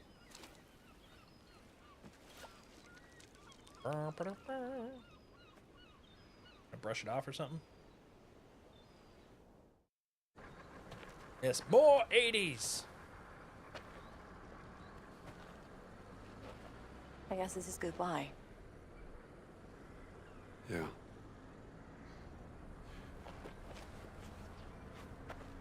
This is yours. Laura's journal. Thank you. You're welcome. Say, you wanna stick around for a little while? I got some friends. They could show us the sights. There's a war coming. And I have a hell of a story to tell. And I think you will be too busy chasing the past. I don't know. Think I could make room for other things? Well, not me. Not now. Too much is at stake. Adios, Rambo.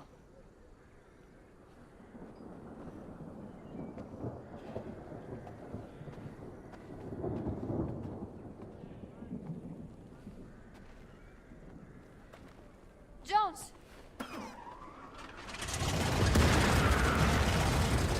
Laura. What's kid's name?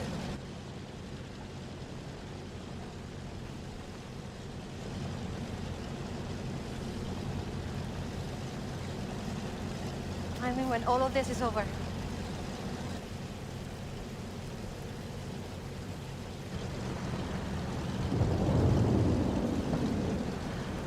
Maybe we can have that fancy dinner!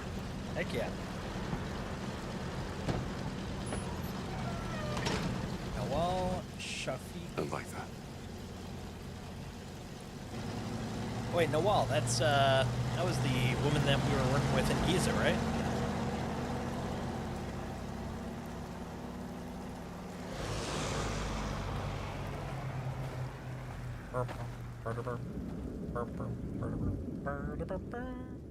Streamer mode turns off any of the copyright music, so I have a feeling that's probably what's playing right now. Oh, there you go. Nice. That was good! Damn! Very impressed by that. Good attention to detail. The story was super indie. I feel like Troy did a great job as Harrison as Indy. Damn.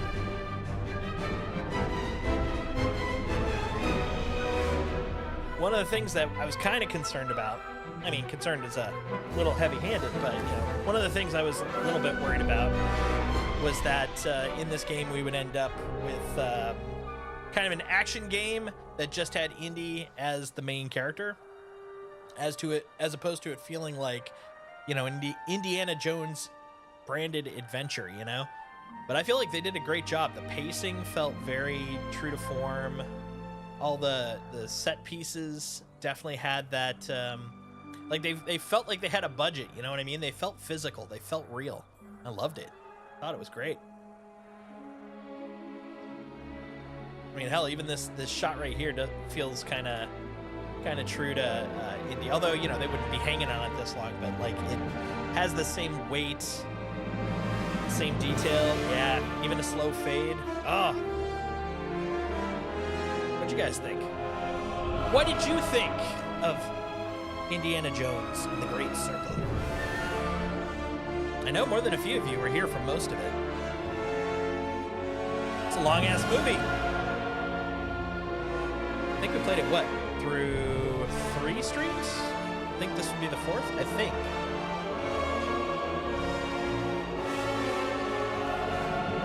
Yeah, pretty dadgum good.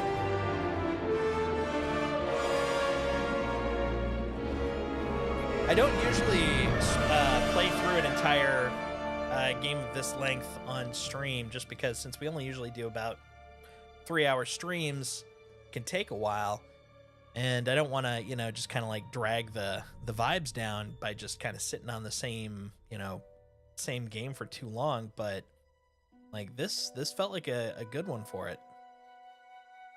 I mean, also it helped that you know, I've been on Christmas break for the whole time we were playing it, which definitely helped. But dang, yeah, that was an absolute blast. Much enjoyments. 5 enjoyment units, as a matter of fact.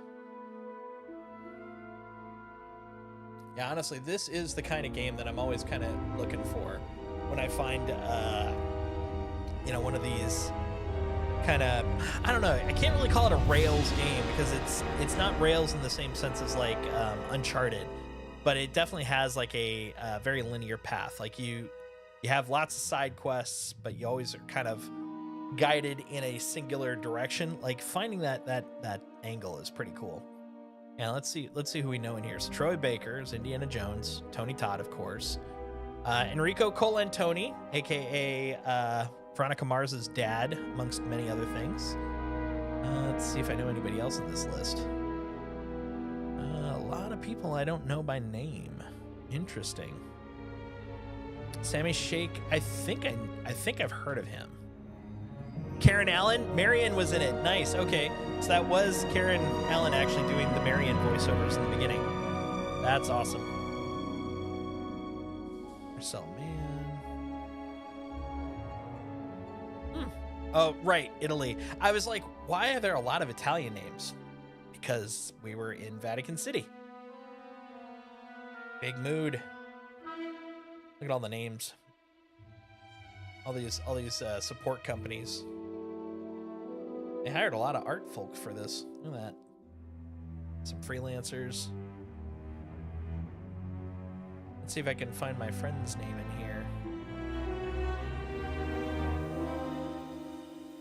He'd be a producer named Jeff Brown. Let's see if we can play Spot the Jeff Brown. Might also see another friend of mine, Pete.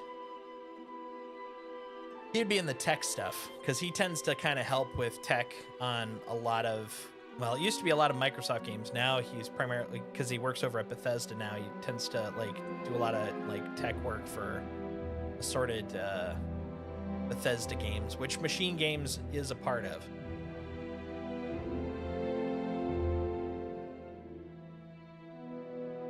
Mipumi? MPG, the multiplayer group. Well, it's good to have a Wait a minute. Why would the multiplayer group work on this? There's no multiplayer for this. G Factory. Surface Digital. I'll wait until we get to like the Bethesda proper folks. I do know, I don't know about New Game Plus, might be, but I do know that you can wander around afterwards at the very least. So I do know that that's a possibility. Which is the reason also I was willing to kind of let some of the side quests go, because I was like, I don't need everything to finish the game. So I'll come back and visit when I want. That's the way I tend to do a lot of, like, if I know that it opens up after you're done, like I'll be like, yeah, I'll go do some of those, like Spider-Man on PS4 and PS5. That's kind of how I did those. Like I would, get enough to feel like I could, I'm powered up enough that I could go finish bosses and stuff, go finish the game. And then afterwards, like every so often I'd hop on and do like 2 or 3 of the side quests until I, got everything completed. The COVID Concierge. That's a name. OPA. Okay, that's why.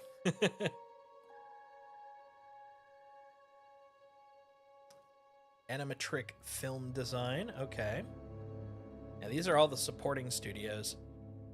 Yeah, keep in mind. So we've been, on this channel, on this stream, we've talked a lot about, what's needed to build a AAA game. How many people and what they're doing. Like, think about the fact that we haven't even gotten into Machine Games proper yet. These are all the supporting studios. These are studios that were third-party hired to pick up parts left and right. Yeah, here we go. Motion Grinder. These are probably, mocap people. It's like their mocap services. This isn't even part of the Bethesda team. This is a separate entity.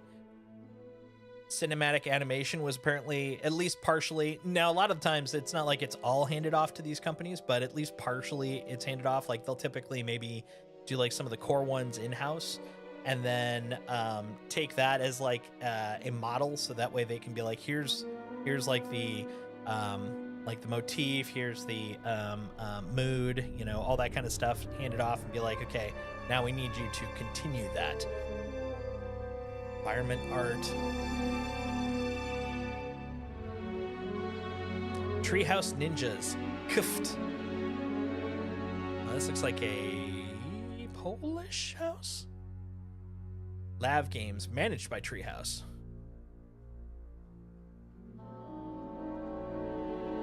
In a game like this, a lot of like the props and stuff, they'll hand off to third-party companies like support studios and stuff.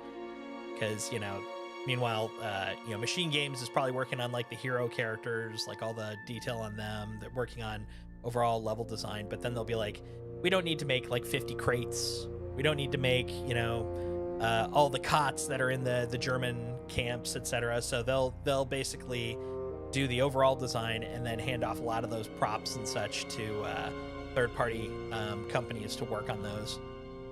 That way, it kind of unburdens them to work on like the main stuff.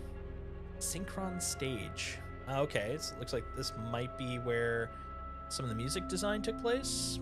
Maybe even the orchestral or the orchestra, the orchestral stuff. Yeah.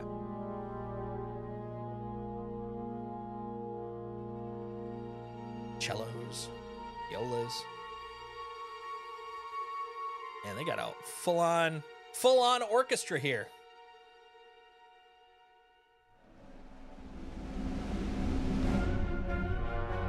Hey Mongoose, can you put in another what's it called? TTS?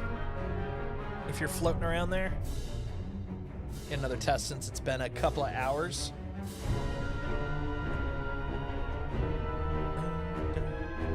Bomb, bomb, bomb. Abbey Road. It's probably where the main score was mastered.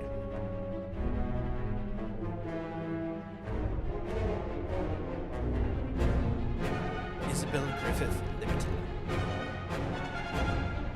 Oh, okay. Core Anglaise. Ooh, they're hardcore when they got a contrabassoon.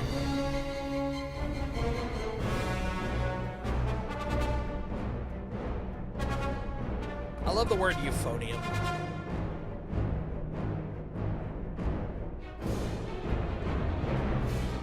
Honestly, if I remember correctly, it doesn't sound anywhere as impressive as you would think something called the euphonium would sound,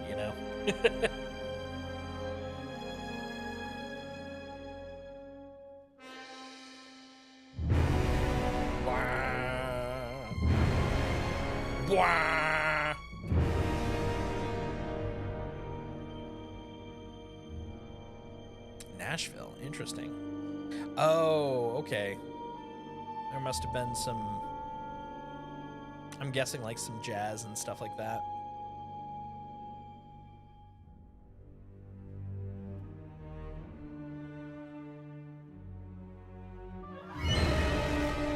Let's see, is that, oh, that's skip.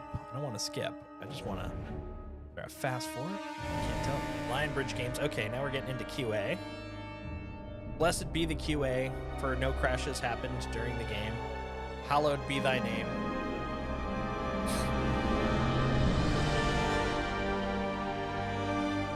Thy QA come, thy will be done. As game, as in completion. Alright, now we're getting into the VO. Says the German people and the Italian people. Makes sense, if you're making a game that takes place or has a lot of Germans for a reason, has a lot of Italians, probably end up with Germans and Italians wanting to play it. Although, admittedly, when you're talking about software, even in terms of games, there's a phrase in terms of the internationality of a game to keep in mind. It's called EFIGS, EFIGS. It's the name of the primary internationalization you'll do on most software if it's going to be international. English, French, Italian, German, Spanish. EFIGS. That's like if you're going to make something have localization, those are the 5 you're going to hit. And then after that, you can start expanding out, like Portuguese, Brazilian Portuguese, Chinese, both traditional and, what's the other one? Traditional and, there's another term. basically it's Taiwanese Chinese versus mainland Chinese, but yeah. And then, you know, Japanese, amongst others. But yeah, there's like tiers in these types of things. Yeah, non-traditional, exactly. Simplified. That's the word I was looking for. Thank you. Yep, simplified Chinese.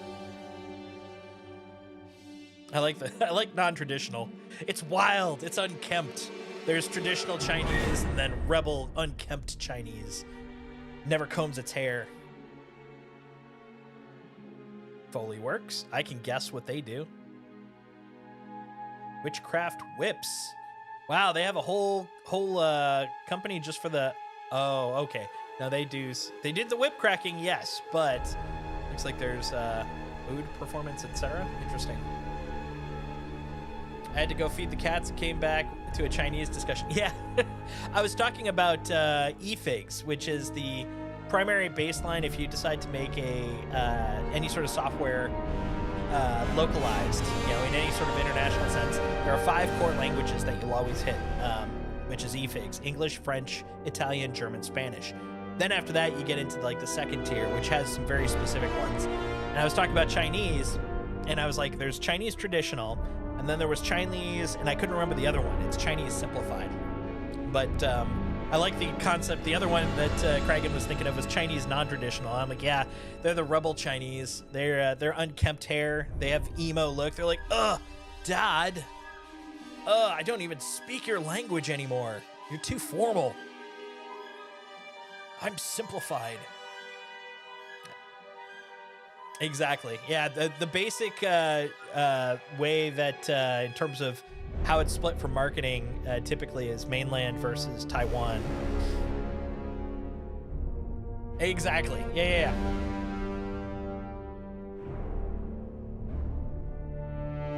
I remember that because one of the first jobs I worked at Microsoft, I worked as a international distribution engineer. So I basically, this is back before a lot of this stuff was automated. Anytime a new application came out, like let's say a new version of Internet Explorer came out, they'd give me a list of what languages they would go out for and where to get the bits. And I would literally be responsible for sending them out to all the mirrors across the world, which was kind of a manual process. So I also knew a lot about telecommunication companies at that point across the world and what languages were available in those locations. Oh, that makes sense. Because there's probably a very, very strong Chinese population, Chinese-speaking population in that area, or I guess specifically mostly a Chinese reading population in the context. That makes sense. That makes absolute sense.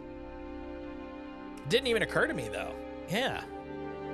Because I've gone in, I think part of it is growing up in the Midwest, we had a lot of English, of course, but we did have like a foreign language section that was, I mean, not, I'm sure there's a difference between it, but it's not, you know, learning foreign language, but more just it's in a language that is not English.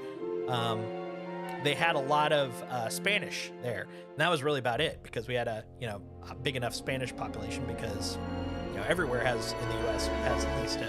Hey, there he is. Okay, sorry. 1, 2, 3, 4 down. Senior producer Jeff Brown. That's my buddy. That's the guy that worked on this. He is now. I think he's at Fire Axis. Like once he finished this, once this shipped, he actually just moved to a new position. Well, not a new position, a new company. Good for him, though. Yeah, this is probably... So the other thing, which I would tease him about, except for the fact that I don't feel it would be fair.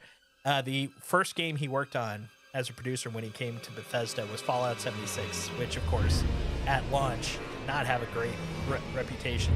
So I was just like, oh, man, talk about, you know, joining a job with not a lot of love, but he's worked on a lot of other stuff. And this was his last thing for Bethesda. I think he did a great job with it. Freaking phenomenal. 10 times the amount of Chinese speakers and readers compared to Spanish now in San Francisco. Dang. Dang. It's crazy. So let's see if my other friend, the other guy probably won't be in it. He was mostly working on, oh God, what was it called? The supposed Star Citizen killer. I can't believe it fell into my head. because I was, I've talked about it a lot, but you know the game I'm talking about. He worked on that a lot when he first got there. Now he's working on another game.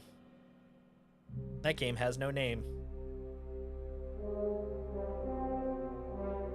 Star Trek Warsgate. You got it. That's the full name.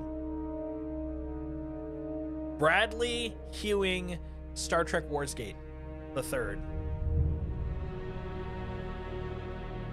I'm kind of hoping that there's going to be something at the end. I don't expect it. But, and I also know, like, I have the option. Oh, where was it? Oh, it won't even let me anymore. It gave me an option earlier for skipping, but it's like, nah, no skip now. No skip. No skip, only wait. There we go. There's the skip. I could skip, but I'm like, I feel like we're pretty close. So I want to just see, because there's a chance that if I skip it, that it may skip past a thing. I don't think it would, but only needs to happen once, And then I'll miss the end of Star Trek Warsgate, and that's not good.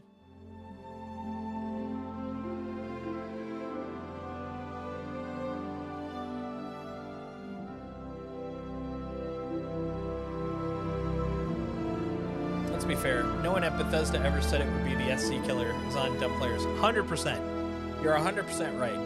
Like, honestly, they were very happy with what they were making, and honestly, I was very excited about it too. I was looking forward to seeing what became of it, because I loved the vibe, that sort of 80s NASA space vibe. But yeah, then all of a sudden everyone's like, "Oh, this is gonna do it." I'm like, I don't see how. Like, they're literally two puzzle pieces that kind of interconnect in the gaps that the other one would have. None of it overlapped really, because it's like, oh, you want like really immersive space combat? You're not gonna get it from that game. You'll get it from Star Citizen. You want really immersive storylines and plots? Well, that would be in the game. And God damn it, what is the name of that game? I gotta look it up next. It's gonna drive me crazy.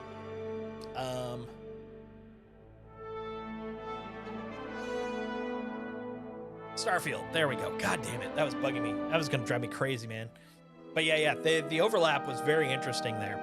Because, yeah, like if you wanted story shit, you're going to get that way more in Starfield than you would in Star Citizen, at least right now. You want better space sim? Go to Star Citizen as opposed to Starfield. Like, they didn't really overlap in any sort of way. So I don't see how they could have considered a Star Citizen killer. There's too many Star games. Yeah, it's Skyrim in space. Exactly. I mean, literally, it's the Skyrim engine in space. So, I mean, it can't get any more literal than that. But that was what the populace been saying.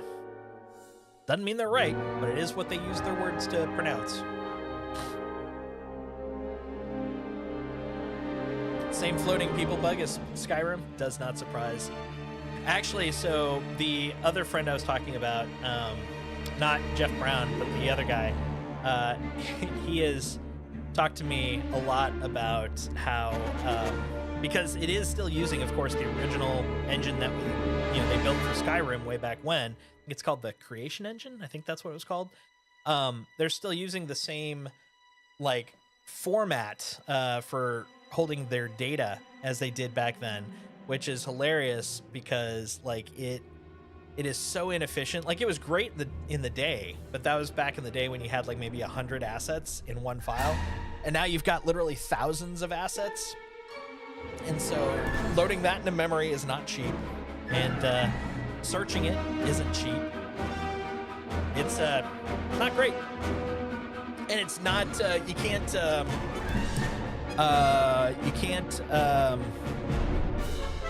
async any of the calls. So it means that anytime you make a call, you got to be able to hold on, let me find this. Okay, I found that one. Now I can do this one. As opposed to modern tech where it's like everything's just you can send it all in at the same time. But tech. The thing is, they're so invested in it, it's really hard to kind of financially justify, pulling out and starting over. Although I'm kind of glad that the pre-Tiger Halo engine is finally going the way of the dodo, because that was another thing that was a real pain in the butt to work with. Halo Studios is now an Unreal studio. Engine design has always been kind of fascinating to me. It's a callback. That's right. It's a callback. Well, the nice thing is in Starfield. The nice thing about Starfield is if they're in space, that works, right? I mean, they're all in space, so it wins. It's a win all around. ZeniMax IT.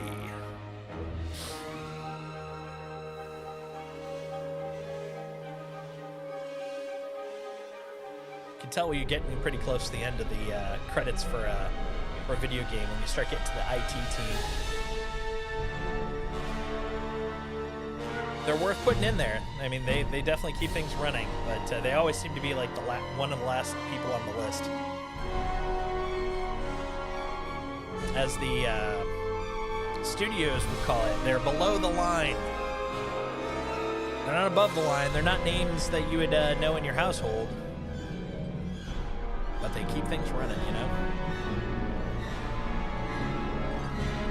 Very briefly, I worked as a sysadmin when I was first starting out in the software industry, and worst job I ever had, because if things are working, no one cares. If things aren't working, everyone looks at you. So there's no way that you have any sort of positive experience. It's only negative, and it only gets worse. It'll never improve. It'll always just get worse. As also your job? Yeah, it's the worst. It's the worst. It's literally like Atlas. You're holding up the world, and if you're doing your job, no one will ever know. However, the moment you're like, "Woo, I'm a little tired," and you shift that Earth above you, people start complaining. Oh, did it? Did it break? Oh, okay. Well, now we know. All right, I'll pass that on too. So it's not account-based. Unfortunately, it does look like it is Twitch-based, but as to what the connection is, that is the mystery. It's very mysterious. To be fair, most jobs are thankless like that. They can be. A lot of them are. Any sort of infrastructure or support is pretty much guaranteed to be that. Anything where your job is to maintain things, you're never looked at unless things go wrong. But if you're creating stuff, then you get all the perks. Like that's where things become a little more thankful. Like software development's a good example. When you make something and you make it on time or early, they love you. If you're building, a house, if you can get done ahead of schedule, they love you.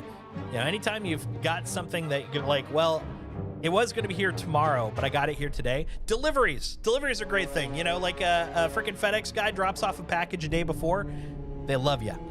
But anytime where it's like, no one hears about you until something goes wrong, it's all negative. Ugh. Ugh.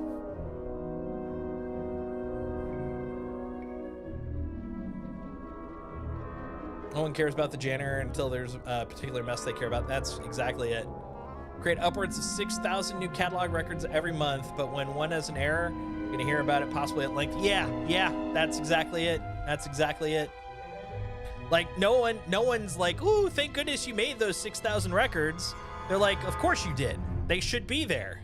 And then when it's not, there, or it's missing, or it's, incorrect, then it's like, well, what the hell, man? It's like, well, you do notice that 5,999 that are working just fine. It's like, yeah, but they should be that way.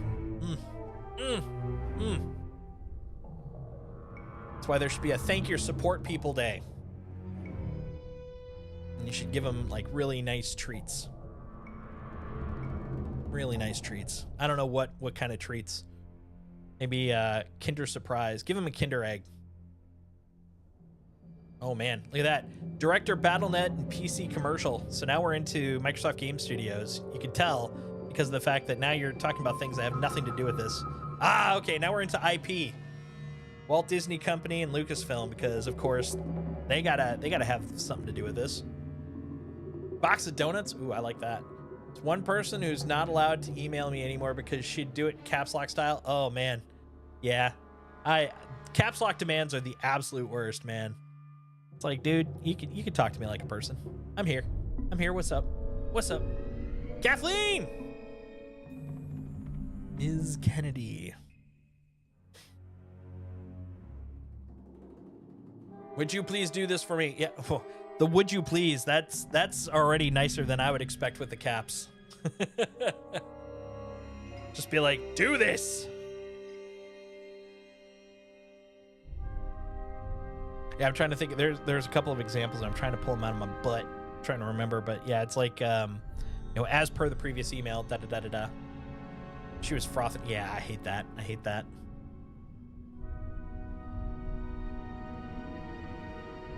It's like, man, gotta learn how to interact with human beings.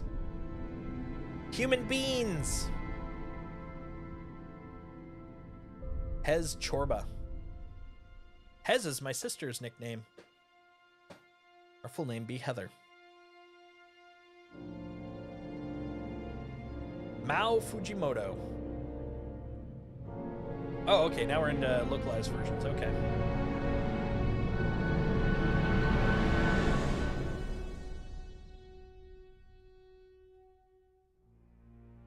Japanese translation coordinators. Got to have those. Ooh, man, look at that. They got a full cast there. Trying to see if there's any names on there I know, but I don't know a lot of current like common VO artists for Japan. Man, if you're talking about like the late 90s, early 2000s, be like, yeah. If you're bringing out Megumi Hayashibara, I know her.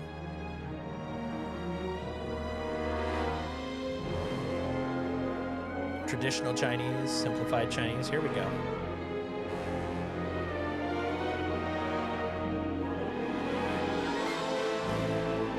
Keyword Studio. Oh my god. Yeah, I bet I know exactly what they're using too.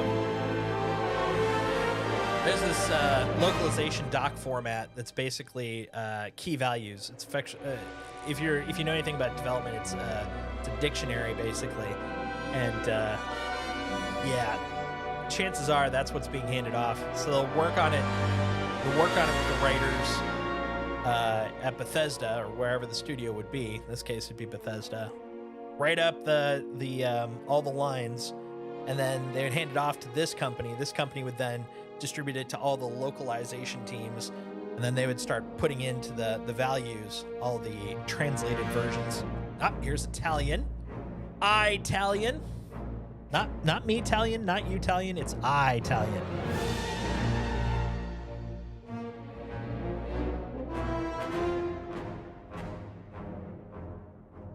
Raimondi. Ah! Gina! What's wrong with you? Ah! German localization, there we go. Going through the e-figs.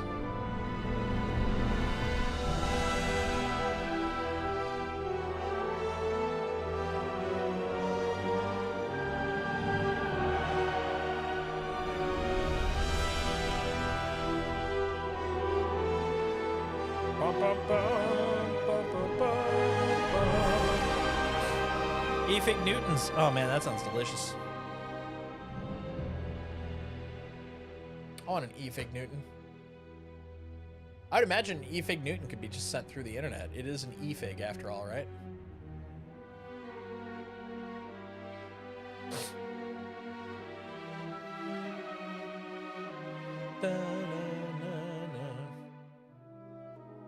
Fig Newtons are the best.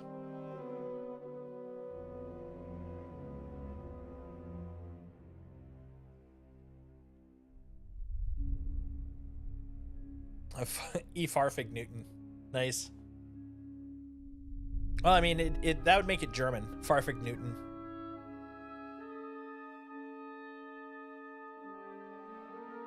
That's what makes a Volkswagen go. Farfig Newtons. They're delicious. And now I actually, so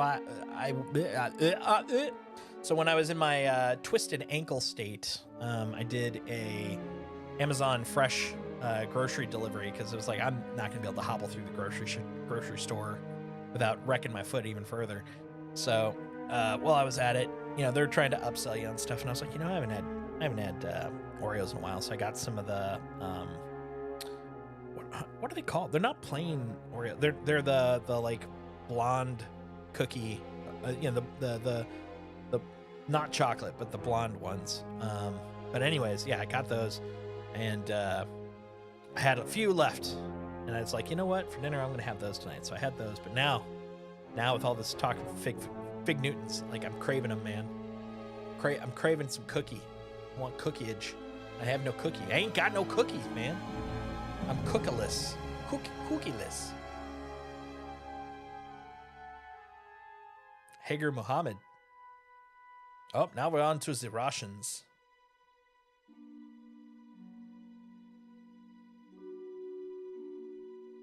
Those are names that I would murder if I tried to say them. Ooh, Thai. I mean, we did go to Siam, so I'm glad they got Thai translation. Of course, then again, maybe this is actually the translation for the content, for the actual stuff in the game, as opposed to the game itself. Because they apparently, when they went to Giza, Expat Brat was on, who is a very well-known Star Citizen streamer, but also she lives in Dubai. She works there in the video and film industry, and she was saying that the Arabic that was being spoken in Giza is like spot on what you would expect in Egypt, like the dialect and everything. So, I mean, good attention to detail, apparently. Really good. Okay, now we're getting through the music. Music's always the classic ending. The paintings.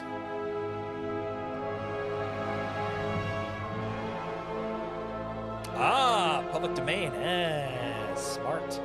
Smarty, smart. And the Cleveland Museum of Art, of course. That's what I think of when I think of art. Cleveland.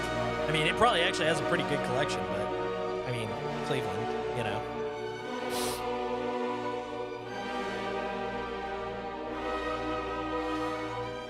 It's a National Gallery of Art.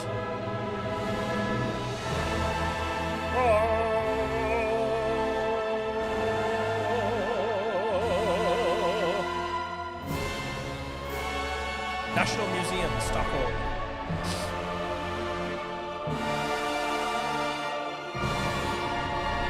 I wonder how many of these authentically were stolen by the Germans, and so they could use it in the game because of the fact they are ones that we ran into while going through, you know, all of the Germans. I learned that from the hey man, Drew Carey. That's fair. That's very fair. Harrison Ford, Steven Spielberg, George Lucas. Yeah, Harrison Ford. He was at the Game Awards, and he talked about how he was very impressed with how Troy Baker did with Indy, with his Indy. So I was very happy about that. Now, admittedly, it could be all propped, but it seemed pretty genuine, and I feel he did a good job with the respect. Oh, we're back. This completes the main story of Indiana Jones and the Great Circle. That doesn't mean the journey is over. All the locations can be revisited to complete any unfinished field work, collect every last one of the notes and items to be found, or just take in the sights of the world. Adventure still calls. Nice. We did it. We won. We won the Indianas and the Jones. I was kind of hoping for something a little more, you know, monumental at the end, but, you know, I'm happy with it. I'm happy with it. That was a damn good game. That was a damn good game. We did it. We won. We won all of the game. Celebration. This is the celebration dance. We did it. It's not very often we actually complete a game on this stream. Like, we play a lot of games. And I mean, if the games we played had completion capabilities, we would probably complete a decent number of games. but we do play a lot of open-ended, like live service type games. So it's a treat when it's a nice closed-ended beginning, middle, end, satisfying conclusion kind of game, you know? It made me happy.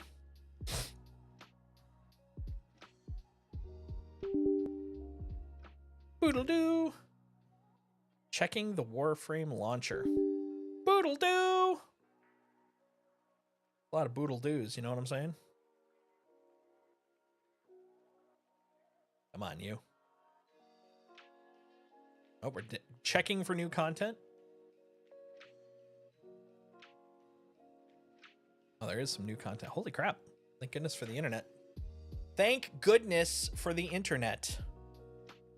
Oh, man, that's a lot of content. Are we counting down? Oh, we're counting down. Okay. 5 gigs worth of content, apparently. That's more than a little. Soulframe? Yeah. That. Oh, hold on. Warframe detected a problem with my computer. My computer's fine. What do you mean it doesn't have enough free space? Hold on. 1 second. Yeah, Soulframe is their standalone fantasy game, but it's supposed to be in the same universe. I'm kind of excited to see what that's going to be about, too. Apparently, there was a playable version.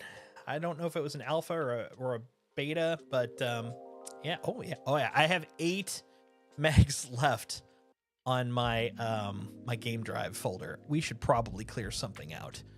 What are we going to clear out? What shall we remove? We aren't removing Star Citizen. That's Crazy Town. Do. What do we got?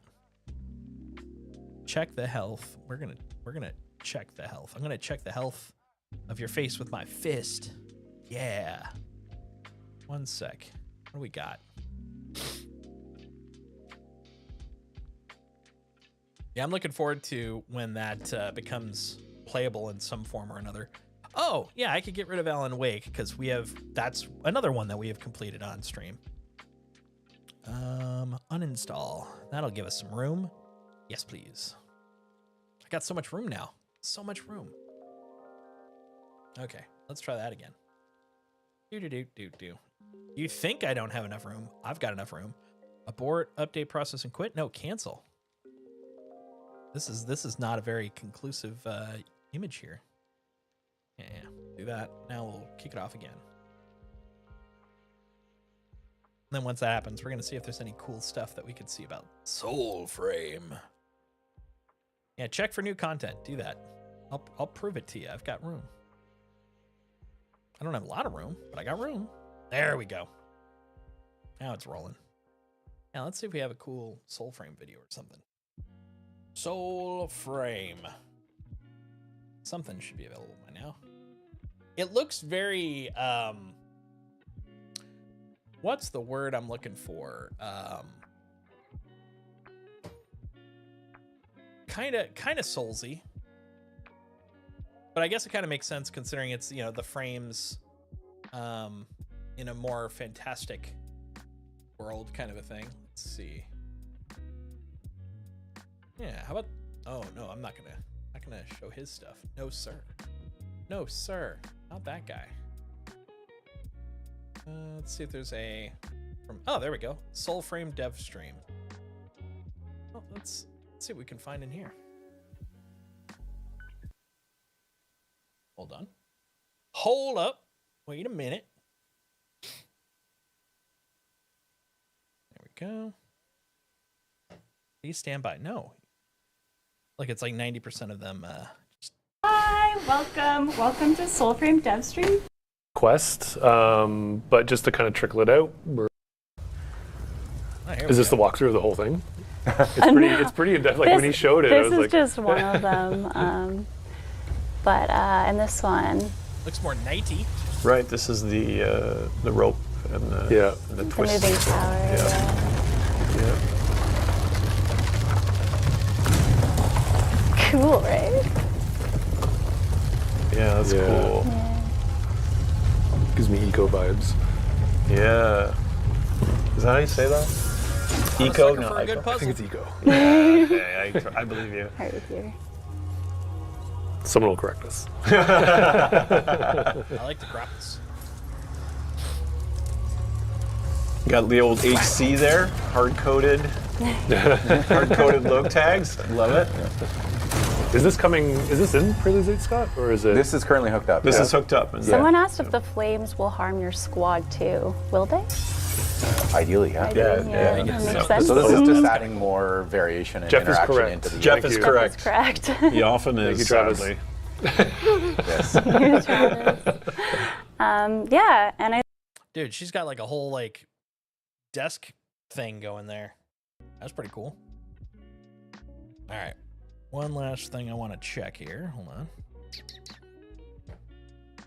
Which is, do we have a date? I mean, not a full date. They definitely don't have that. I'm just kind of curious about if they have like an early access date. Yeah, still nebulous, which is fine.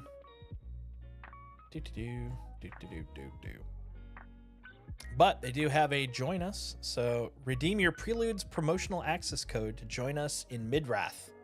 If you're without a code, sign up for Preludes for a chance to receive an invite every week. I'm doing that. I'm doing it. So I'm not going to show you my screen because I got secrets in there. Secrets.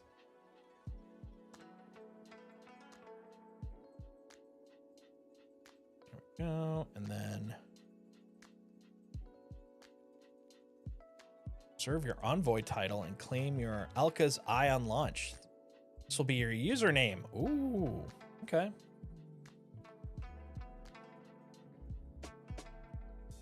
Then the main reason not showing is because it also wants you to generate a password already, which I'm like, hey, that's fine. That's fine. Works for me. I'm over 18. I've obviously read things. I've read all sorts of things in my life. All right, and then they sent a confirmation. Nice. If you're curious, you can sign up for a for access if you want to.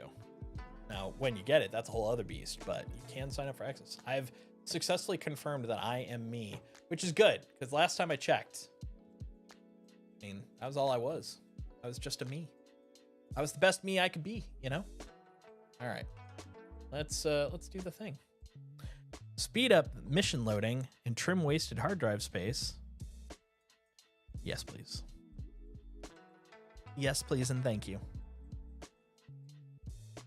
All right, since we have a shorter amount of time, and I definitely won't be able to stay on as late as we usually would. Hey, Kenny, how you doing? We're gonna probably just play a little bit, do a little warm up, but we will definitely be digging in heavier on Friday to try out to basically play through the 1999 content, which should be pretty fun. Looking forward to that.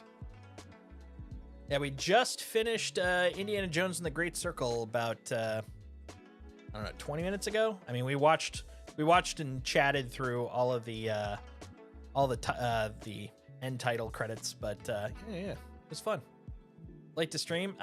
Well, the good news is, at least on YouTube, you got the VOD, so you'll be able to watch through it and skip through any parts that drag on too long. You're gonna get the condensed version.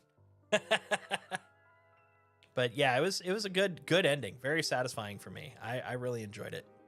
I thought it was pretty fun. But yeah, we'll be hopping into Warframe for probably 1 to 2 streams, the next 1 to 2. And then after that, if we're still at an unstable point with Star Citizen, we'll probably be checking out some Elite Dangerous. Dangerous. So that should be pretty fun. Right now, I'm just waiting for the optimization to finish so I can get the login in. Oh, almost there. Almost there. Oh, so close. Watching Kung Fu Panda 4. It was good. Oh, that's awesome. Oh, hold on. I think. Yeah. 1 second here. Boop. Pop that over there. All right. I've seen the first one. I don't know if I've seen any of the other ones after that, now that I think about it. I really liked the first one, though. It was very good. Very good.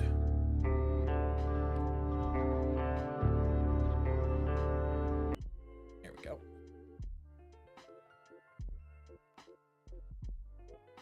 Oh my god, I forgot I had a Leica frame installed. That's hilarious. Yeah. Blah, blah, blah, blah, blah, blah, blah. I don't care. I don't care. I don't care. I don't care. Go away. Okay. We are not going live because I'm already live. Log in with Steam, please.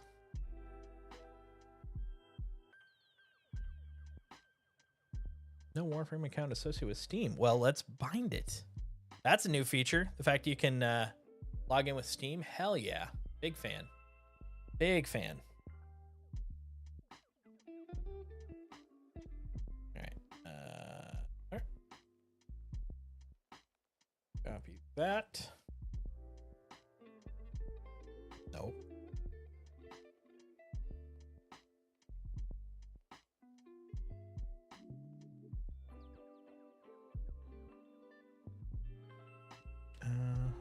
Sent me an email. Hopefully this means I won't have to do this off-screen stuff from here on out. You used to have to do username and password every time you log in, but it looks like they've integrated Steam integration, which is great. However, they also still need you to log in the first time, so we'll see if that removes that.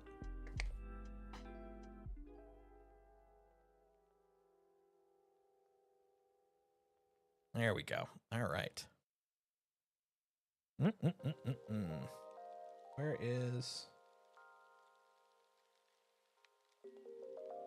Claim it. Oh my lord. Come on, man. Let me just get to the point where I can edit my screen. There we go. We good? We good. Okay. Hold on. Where's my settings? Go. I want display. Yeah, apparently it is reset like all my settings, which is crazy. Oh, there it was. That. Confirm. Well, I mean, it's close. It's close. There we go. Yes. Confirm. Ah, there we go. Okay. Now I can send us over. Behold! Look at that. That was a bit of juggling. Sorry for the delay. Okay. Now, got that. Upscaling. Got some good DLSS. Nice. Hell yeah. Quality preset. Medium. You kidding? We're going whole hog here. NISA, we can put it 2 times. Okay. Yep. No motion blur. No bloom.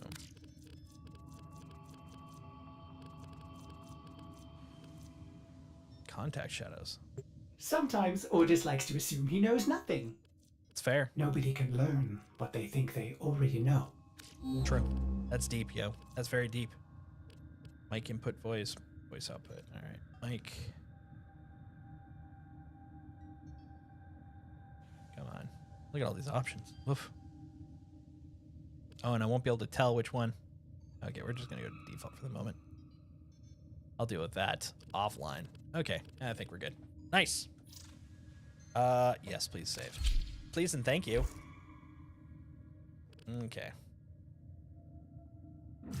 Oh, hold on. There is one last thing. I forgot. If they did reset everything, there is one. Let's see if I can find it. Ugh. Accessibility, audio, video, interface.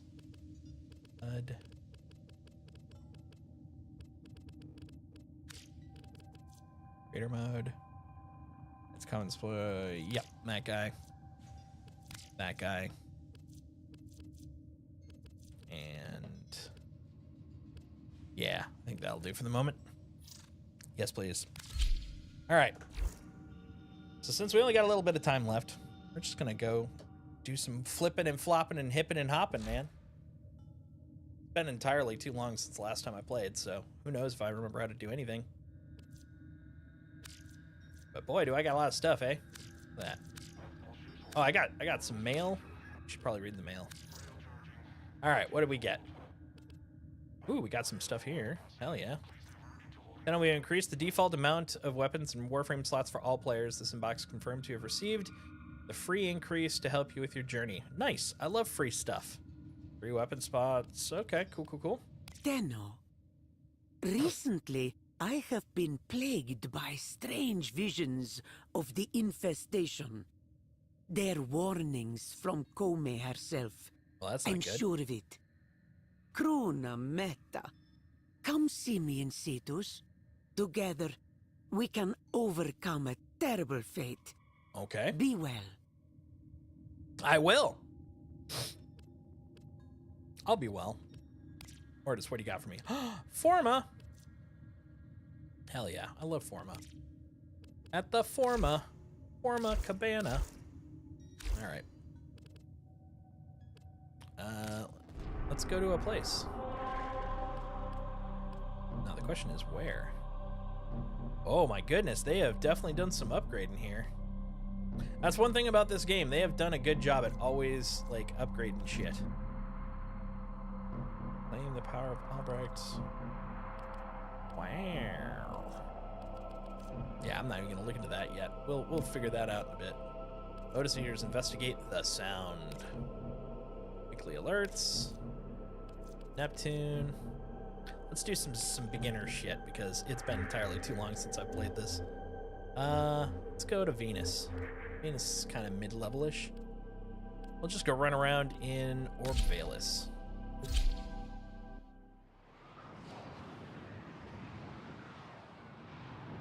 I don't even remember which frickin' Warframe I'm flying around in. But we'll whack people nonetheless, man.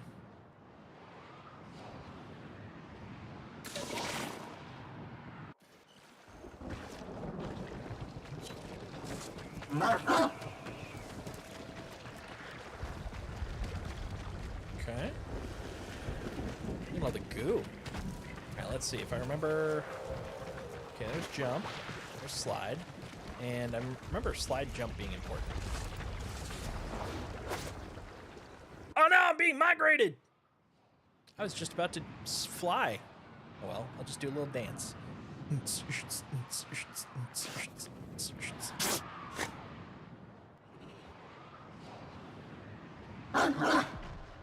Okay, now we'll do it again. See if we can do it. Ah, almost. Alright. This one kind of remembering stuff. Ah. Why I'm on this little island is kind of weird, though. Let's see. There's my little doggo. Yeah. Why'd they put me on the island? It's so weird. What'd you find, something? What'd you find, Koala Boo? What's up? Gimme.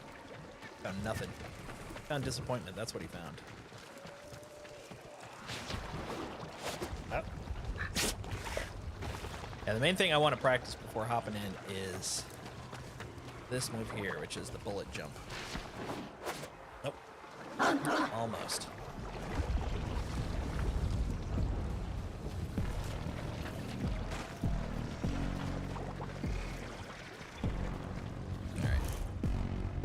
Definitely gonna need some practice. That's crazy. Why did they put me in the middle though? That's so weird. So weird. Okay, let's look at map. Map. Open advanced map. There we go. Let's go here.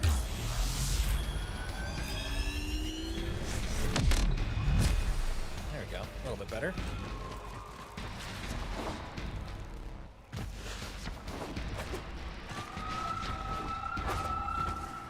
Okay, yeah. Now. Okay.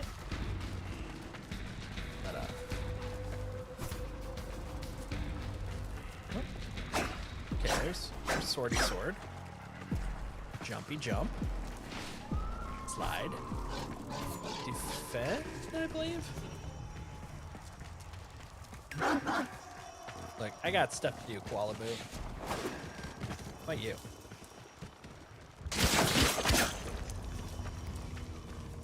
Okay.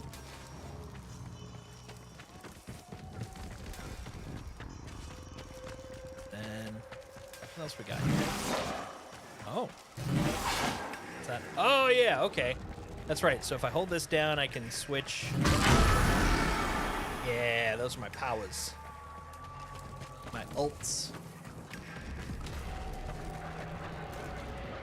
It sounds like shit's going down over there.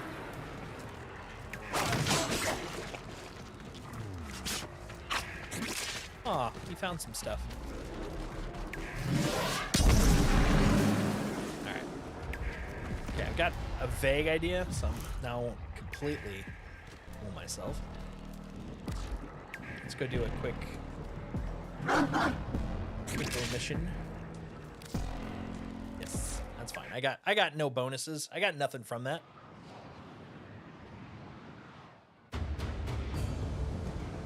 Yeah. Failure of life. Disappointment. Alright. Back into here. Okay, now we'll just do a nice basic mission. Defense. Exterminate. I think exterminate would probably be good. Good one to warm up on. Now that I remember some of the buttons. Some of the buttons.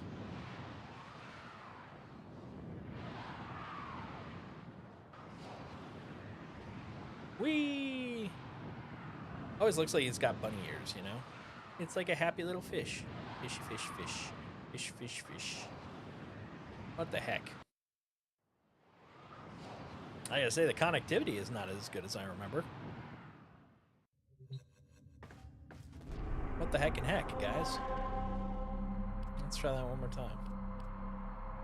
Exterminate, please.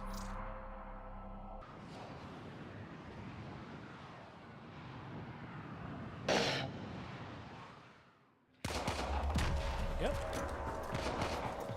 Now I gotta go kill people.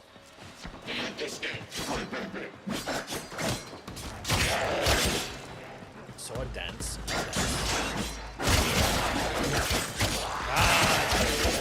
The visceral slicey slice of game. There we go. Gunny gunny. Slicey slicey. Is there a storyline? Yes. Yes, there is. The storyline basically, the way it kind of unfolds, focuses on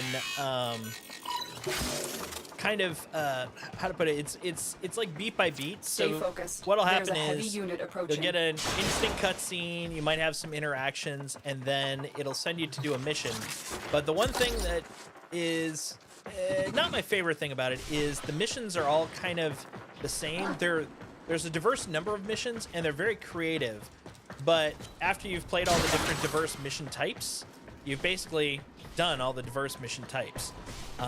So then you just do a lot of that over and over. For example, right now I'm doing an exterminate mission, which is going to be just like any other exterminate mission. The permutation will be what monsters you're fighting and what map you're fighting on.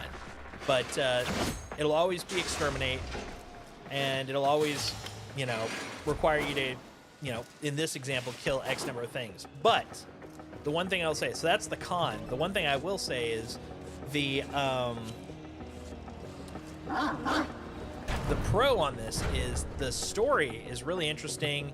The uniqueness of everyone's play style is really interesting. Like this game, in terms of like looter shooter type games, probably has one of the most diverse like character building system I've seen in a while. First Descendant also has something similar, where basically you've got all these. Let me see if I can go to them.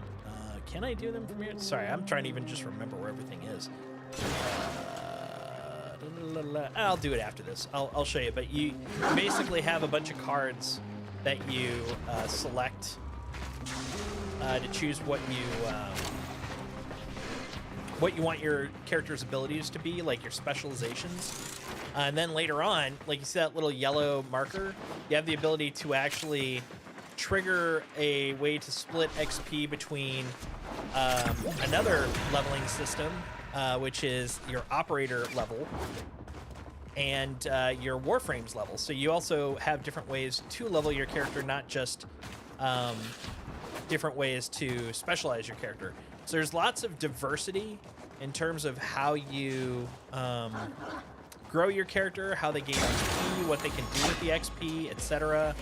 Oh, I want that. Yes, please. Oh, bad guys. Finally. Hi, it's been a while. The other thing is, this game is probably one of the fastest games I've played. Stay like, focused. you just run There's a around heavy at unit ridiculous speeds all the frickin' time. Which is really kind of satisfying. It's like one of the mods my pet has is the ability to scratch these to open them, and that's then giving me more options, more stuff to get. Also, in terms of playability, like the speed that you get through these missions is crazy quick, so you don't have to worry about being like super invested to get progress. Like you can literally just hop in, play for about 20 minutes, and actually have progress, which a lot of games of this type you won't. So, you know, that's nice. Ah, here we go. The enemy is broken. Well done. Now get to extraction. I don't know if you tend to watch VODs, but actually I played a lot of the early storylines with Pizza Made, and those VODs are up if you wanted to watch any of those before we play on Friday. That'll give you kind of an idea of like the storyline stuff, etc. Oh, hi. Go away. You did. All right, so now we just got to get to extraction. Ooh, hello. Oh, that's going to be down there, though. I don't care about that. There we go. So now the one catch is, if I want to get all of my benefits, I got to go, because I got to make it to extraction before over half the team is, because if half the team gets there, a timer starts. And if I'm not there when the timer ends, I don't get any of the benefits of doing the mission. But that's also kind of nice because it really kind of forces you to really play the game, really move. See, so now we got Diablo Knight up there. Yep, we got 2 players waiting. So you see that timer in the upper left corner. So we have 53 seconds. And as long as you're here, you're good. Start elevator. Shit, where are they? Right here. Yeah, that's what I thought. Wonder if there's one more outstanding. Oh, there is one more. So see those 2. So they have, you'll notice 35 seconds. So if they don't get here in 33 seconds, they're not going to get all the benefits. So up top, see that focused earned? I have 3 different operator abilities that I just got XP for, which is kind of cool.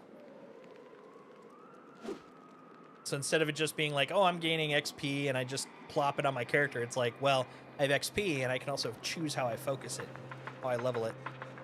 Oh, it's going to get there just in time. 8, 7, there you go. Mission complete. And then similar to a lot of games of this type, live service type games, there's a lot of different like dailies and weeklies and stuff that you can do to really kind of give you a reason to progress, a reason to push. So there's all our dudes. Yeah. So, specifically in terms of storylines, I'm basically towards the end of the entirety of all the quest lines. For example, oh yeah, hold on. Let me kick myself out of this group here. This is one thing that drives me nuts is you go in for a mission, and when you leave, you don't automatically leave because it's trying to promote, you know, hey, keep playing, have fun. But for me, I'm like, okay, I did my thing. Let me go. So yeah, here's the right. Here's all the mission types I was telling you about. So like, there's lots of diversity in what you can do. But the thing is, then if I kind of correlate that to the map, Like, look at all the places. This is just Venus. Here's the known world, or the known, universe that I can fly around in. All of these also have so many locations, but if you look at them, this one's a capture mission, this one's an interception mission, this one's an exterminate mission, this one's a mobile defense. So it's like, once you know them, you're basically just doing the same type of mission on different maps, but it does give you a lot of, opportunity, a lot of choice for what you want to do. Yeah, there's so much to do in this game because it's been built up over 10 years. But the thing is, unlike a lot of games where they'll, build it up and then they're like, okay, we did our thing, and then they just sit on that. When you play this, or when they were working on it, every 2 months or so, they're adding more. They never really take away. I mean, they've refined stuff, but they've never really taken away game content. So this thing just keeps getting bigger and bigger and bigger, which is great for content options, but it also makes it a little trickier for people to understand when they first play, because there's a lot you can do. And because of that, it's like, well, what do you do? In terms of like quest lines, which is the thing I'm going to be working on, 1999 is a quest line. No, do not begin it. This is the one that I'll be doing, which I think is the prequel to 1999, because I haven't come back and played in a bit. So we'll be doing that, which will probably be preluding right into 1999. In terms of all the quest lines, hold to clear. Okay. There we go. Oh, wait a minute. Okay, there we go. Woo! That kind of concerned me. So this is only a subset too. Hold on, I'm confused. Let's go Revenant. Yeah. Okay. Oh, no, that makes sense. Yeah, this one's a side quest I can do. But yeah, here's the core codex missions. Here's all the side quests. I see, they split them. These all used to be in the same list. All of these are like multi-step quests. And then they have different rewards. But the main thing is, like, in terms of the progression of the story, like, here is the breakdown of all of the individual. Sorry if I'm like spacing out. I'm literally trying to like remember as I'm describing it. And so there's pauses and also then disconnects where I'm like, oh, right, that's a different thing I got to talk about. Because there's, like I said, there's a lot to this game. And also I haven't played it in a little bit, so I'm like trying to recall it all. But one of the things that was kind of interesting is when the game first came out, it was just a grinder. Whereas, you hop in, you do all these different missions, and you have fun killing stuff. But then they started kind of bringing it together into a storyline, and they started putting out, with each update, they'd put out like a singular little quest that would unlock the new feature that they put in. These quests would usually have like 3 or 4 missions on them, and they would have a progression, but they were very flat missions. They were very, like, it didn't matter to know anything about the world. It was just, hey, this guy you met now needs to be killed or needs your help, A or B. You go in there, you do a bunch of murder, and then it's like you've fulfilled that, and now you have the ability to play this new feature, or you have this new toy, etc., etc. And then you wait until the next one and wash, rinse, repeat. So it wasn't very involved, but it was thematically connected. Then during a point that they call the New War, which I think should be in the main list of quests. Let's see if it's in here. I think there's a couple of them that are technically connected that make up the New War. But yeah, it's this line of quests. Yeah, it doesn't show here. Interesting. Oh, main quests. Okay. Oh, interesting. Hex. Yeah, this I think is 1999, by the way, I think, the Hex. Where's... Oh, here we go. God, okay. Yeah. There we go. This was really confusing me. I was like, I swore there were so many more missions.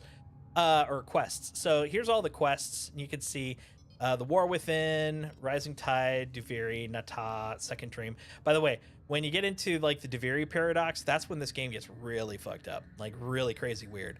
All of these were quests that kind of push the storyline forward. There we go, the New War.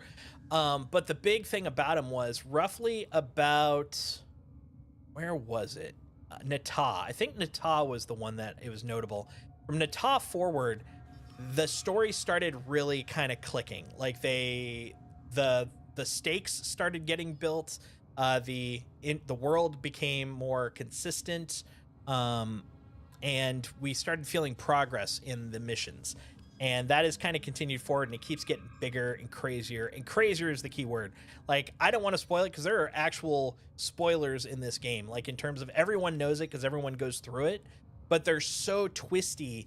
They are really kind of worth experiencing. Either watch them on a stream or, you know, playthrough, or enjoy it yourself, because they are, like, just describing them kind of deflates them a little bit because they're so twisty and weird.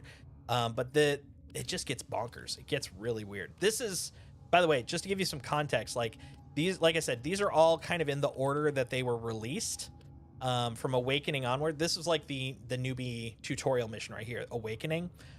All of these came out. This is when I started playing, technically speaking. I think maybe like literally the tail end of this came out when I started playing. Since then, there is now Jade Shadows, which I've done, Lotus Eaters, which we'll be doing on Friday, and then the Hex is the one that just came out in December. So I haven't been playing very long in comparison to like the length of time this has been out, because it's been out for about a decade.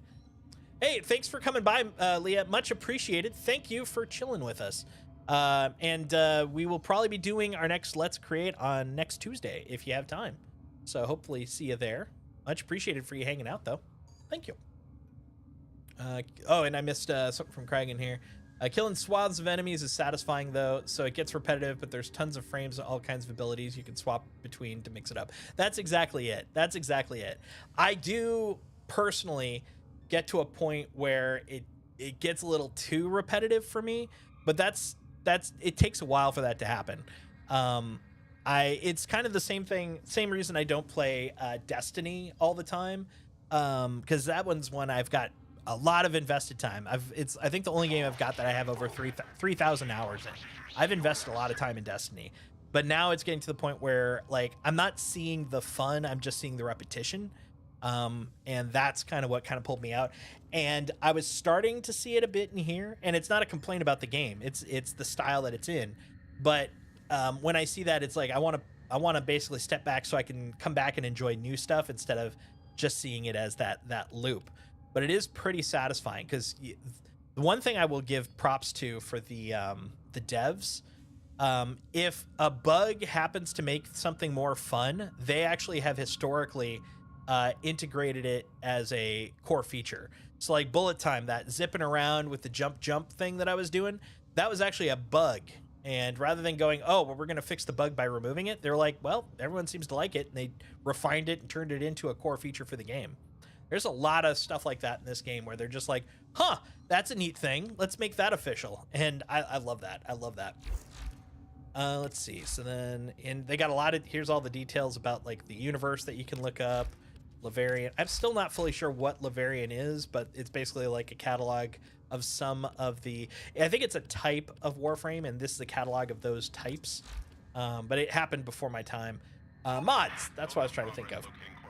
So this is basically all the gameplay stuff for how to play, all the mission types. But then over here, not over here, actually downstairs. So this is my ship, by the way, which is kind of cool. This is the shop if you buy stuff. This is I actually don't know that one. This might be a new computer interface.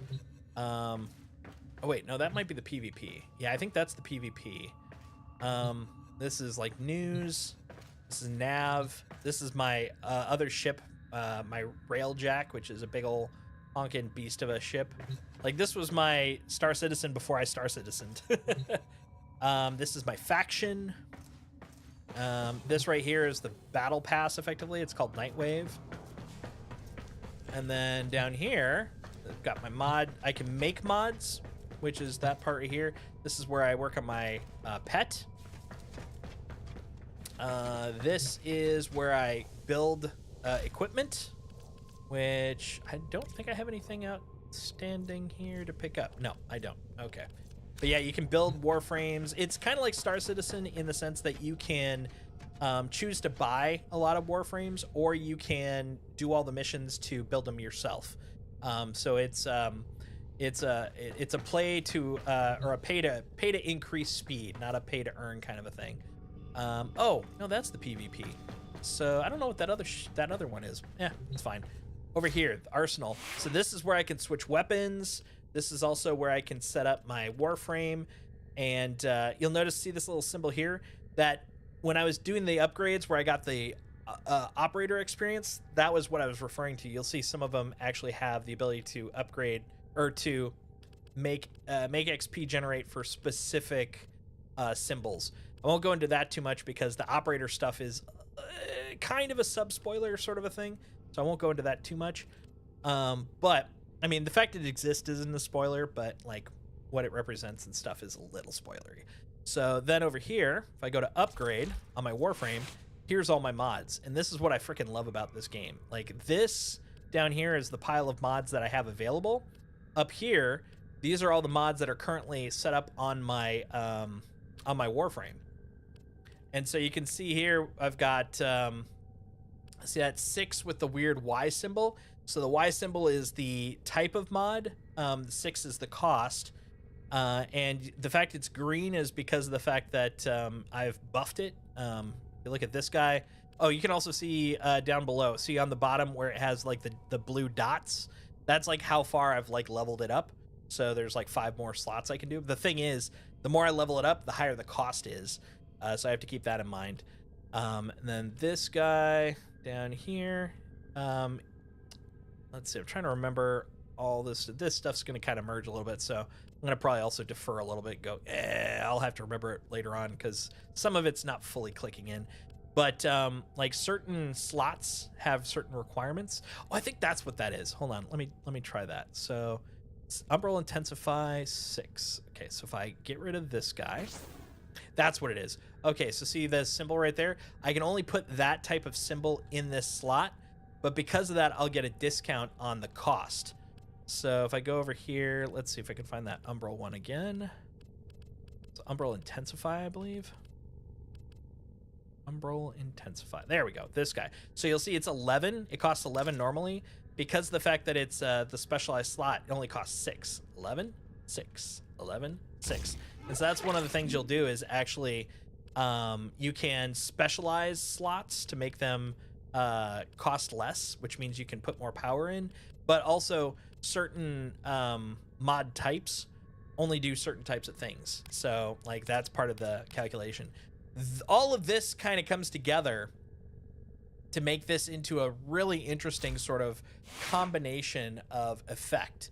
And I love that because there's so many things I can grow in this game. Like it's not just level up your dude or level up your weapon. It's like level up your weapon, level up your dude, level up your how you deal with things, choose your different body type, because each Warframe is effectively like a whole, like imagine it as a class, because each one is unique in their playstyle. But imagine there's literally 50, I think there's 51 right now. Imagine there's 51 classes you could choose from in a game to find your own, and it's only gonna, you know, emotional damage. Hey, thank you for the emotional damage, you Luna, much appreciated. Hope you're doing well. But yeah, so much stuff. It's crazy. It's crazy. Saddle up. But yeah, it looks like I am now connected. I got a very basic warm-up of how to do. And yeah, and it's also getting close to closing out time. So I think we're probably going to wrap it here. But we'll be back on Friday, and we'll be working on some of the 1999 stuff, which will be pretty fun. I'm looking forward to that.